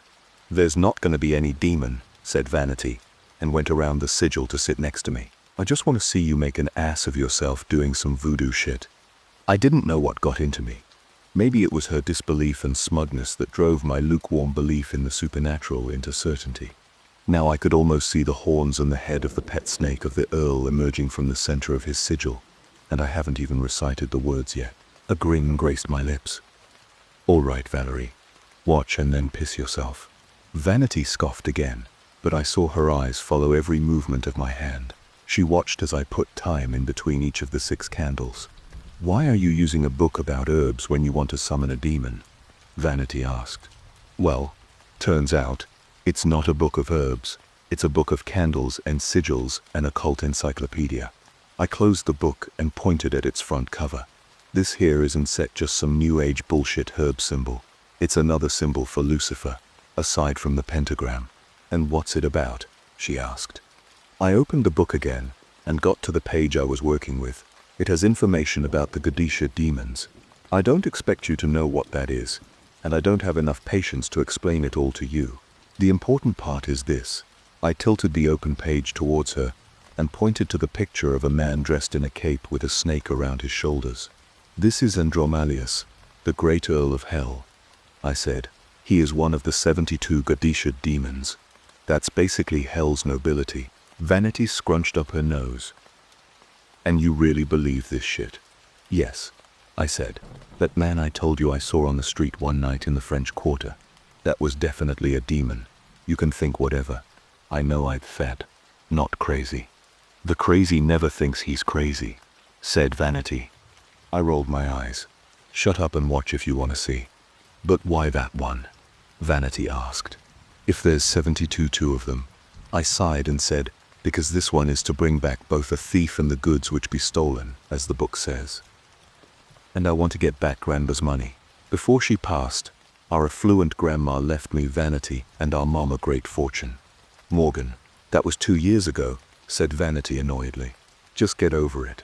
We still never know who stole it, and we won't get the money back. No magical dude is gonna bring them back. I'm not giving up on those 3 million, I said. Have you ever entertained the life we could have had with them? I could have gone to a private school, maybe Tulane, maybe one of the Ivies, not this pathetic community college shit I had to resort to. Wow, you really are desperate, said Vanity with a contemptuous scowl. Desperate, I said, but about to get my 3 million back. Those weren't only yours. All 3 of us were supposed to share them evenly, Vanity said, but I ignored her whining and closed my eyes. I breathed in and out. Then I opened them, held the book out in front of my face, and recited the words. I hoped the ritual wasn't strict on pronunciation, because I definitely butchered most of the words. The book was predominantly written in English, except for the parts of the spells under each demon. I thought they were in Latin, or maybe it was Hebrew. Either way, I had no idea what the right pronunciation was, and neither was there any guideline to that. Vanity said nothing during the recital, but mocking giggles escaped her here and there. I stopped. Anticipation brewed inside of me, like a hot cauldron, my eyes glued to the sigil. Nothing was happening so far, but I had a strong feeling something would occur soon. You still insane? Vanity laughed and stood up. Just stop this shit already. You see, nothing's happened. I assumed going back downstairs. But she didn't even take a step towards the door, for the sigil glowed, and we both froze. Among the glow emerged black dust. I stood up with overjoyed gasps as I waited for Earl Andromalius to emerge from the sigil, with his majestic horns, robust build, a snake bow around his waist and arms, setting his wise eyes on me, asking me what my wish will be. No horns rose from the ground. Rather, the black dust swirled into height and puff. It receded, and in the circle stood a man with a yellow snake tail for his lower body. He looked young, yet his style was reminiscent of a 40-year-old farmer. He wore a white shirt and a brown cowboy vest. His fair hair was lush but unkempt, and he had a thick mustache. I looked at Vanity. She stood like an ice statue, with her mouth agape. The man took out the cigarette from his mouth and puffed. Yo, you got some smokes? He had a southern accent, punctuated by a drunk slur. My shoulders slumped at the confusing sight. What? I asked. Cigarettes, dumbass. I stared at him. Are you Andromalius, the great Earl of Hell? Fuck no, the man scowled. Do I look like some fancy fucker? My eyelids fluttered. Who are you then? Your former President Hoover, he said, and then burst into a hissing laughter. Nah, I was certain just fucking with ya. I was certain an avarice, one of the snake demons from the Ring of Greed, to make it easier for ya. But Hoover's in greed too, by the way. What? I couldn't believe it. Not that Hoover was in the Ring of Greed. That was a totally befitting fate, but I expected a majestic, powerful earl, and what I got was some redneck-looking snake man. How come you appear so, well, human? Oh shit, do I? The man took a drag from his cigarette. Well, I guess living stet with 4 sinners does that to ya. Prices are fucking stet sky high in greed if ya and stet a rich fuck. So, I am rent instead my flat. Sinners? I asked. Yeah, Humans who made deals with demons when they were alive. You end up in the ring the demon you tethered yourself to is in. I shook from the terror and puzzlement. Stop tweaking like you a Hawaiian doll on a car desk. I ain't doing nothing to you, the man said. But I don't understand. I said, I was supposed to summon Andromalius. Oh yeah, Andromalius. Crazy man. We crossed paths one day. He didn't want to keep being summoned anymore, so he sold me his sigil. Didn't give me no extra money though. Pompous, goetic asshole. So, are you going to fulfill my wish? I asked. The man barked a laugh. Oh hell nah, I can fulfill no wishes. Thisdom just a lowly avarice. I tried not to cry, as I realized that my months-long effort proved unsuccessful. I have poured so many hours into that ritual. I have checked every little thing to make sure I haven't fucked anything up, and all I got was this. So, you got smokes or nah? The man asked. Why would you want a cigarette? You already have one. But I want more. You got some? Or nah? Yes or no question. No, I don't strain. Well, in that case, I'm out. See ya. The man slithered past me in vanity. My little sister yelped and threw her arms around me. I instinctively caught her. But then we looked at each other and realized what we did. We quickly withdrew from each other. The snake man was at the attic door. Wait, I called. Where are you going? Out, he said. To see if the mortal world is really like what my roommates described, and to get more smokes. He pressed the handle, but then turned back to us. Where we at, by the way? New Orleans, I said. His face lit up. New Orleans? Really? My roommate Cole is from New Orleans. He used to be a voodoo enthusiast. But wait, why am I telling you this shit? You ain't no use to me. Yeah, just a lil bitch. He shook his head, opened the door and disappeared behind them. I looked at Vanity, whose eyes were wider than my ass, and skin whiter than the White House. I wanted to tell her, see bitch, I told you demons were real, but I was too paralyzed by whatever the fuck I just saw was to speak.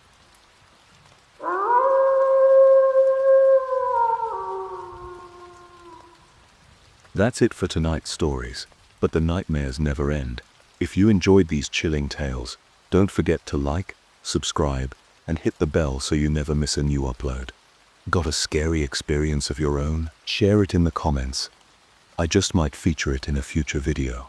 Until next time, stay safe, stay curious, and remember, some things are scarier than they seem in the dark.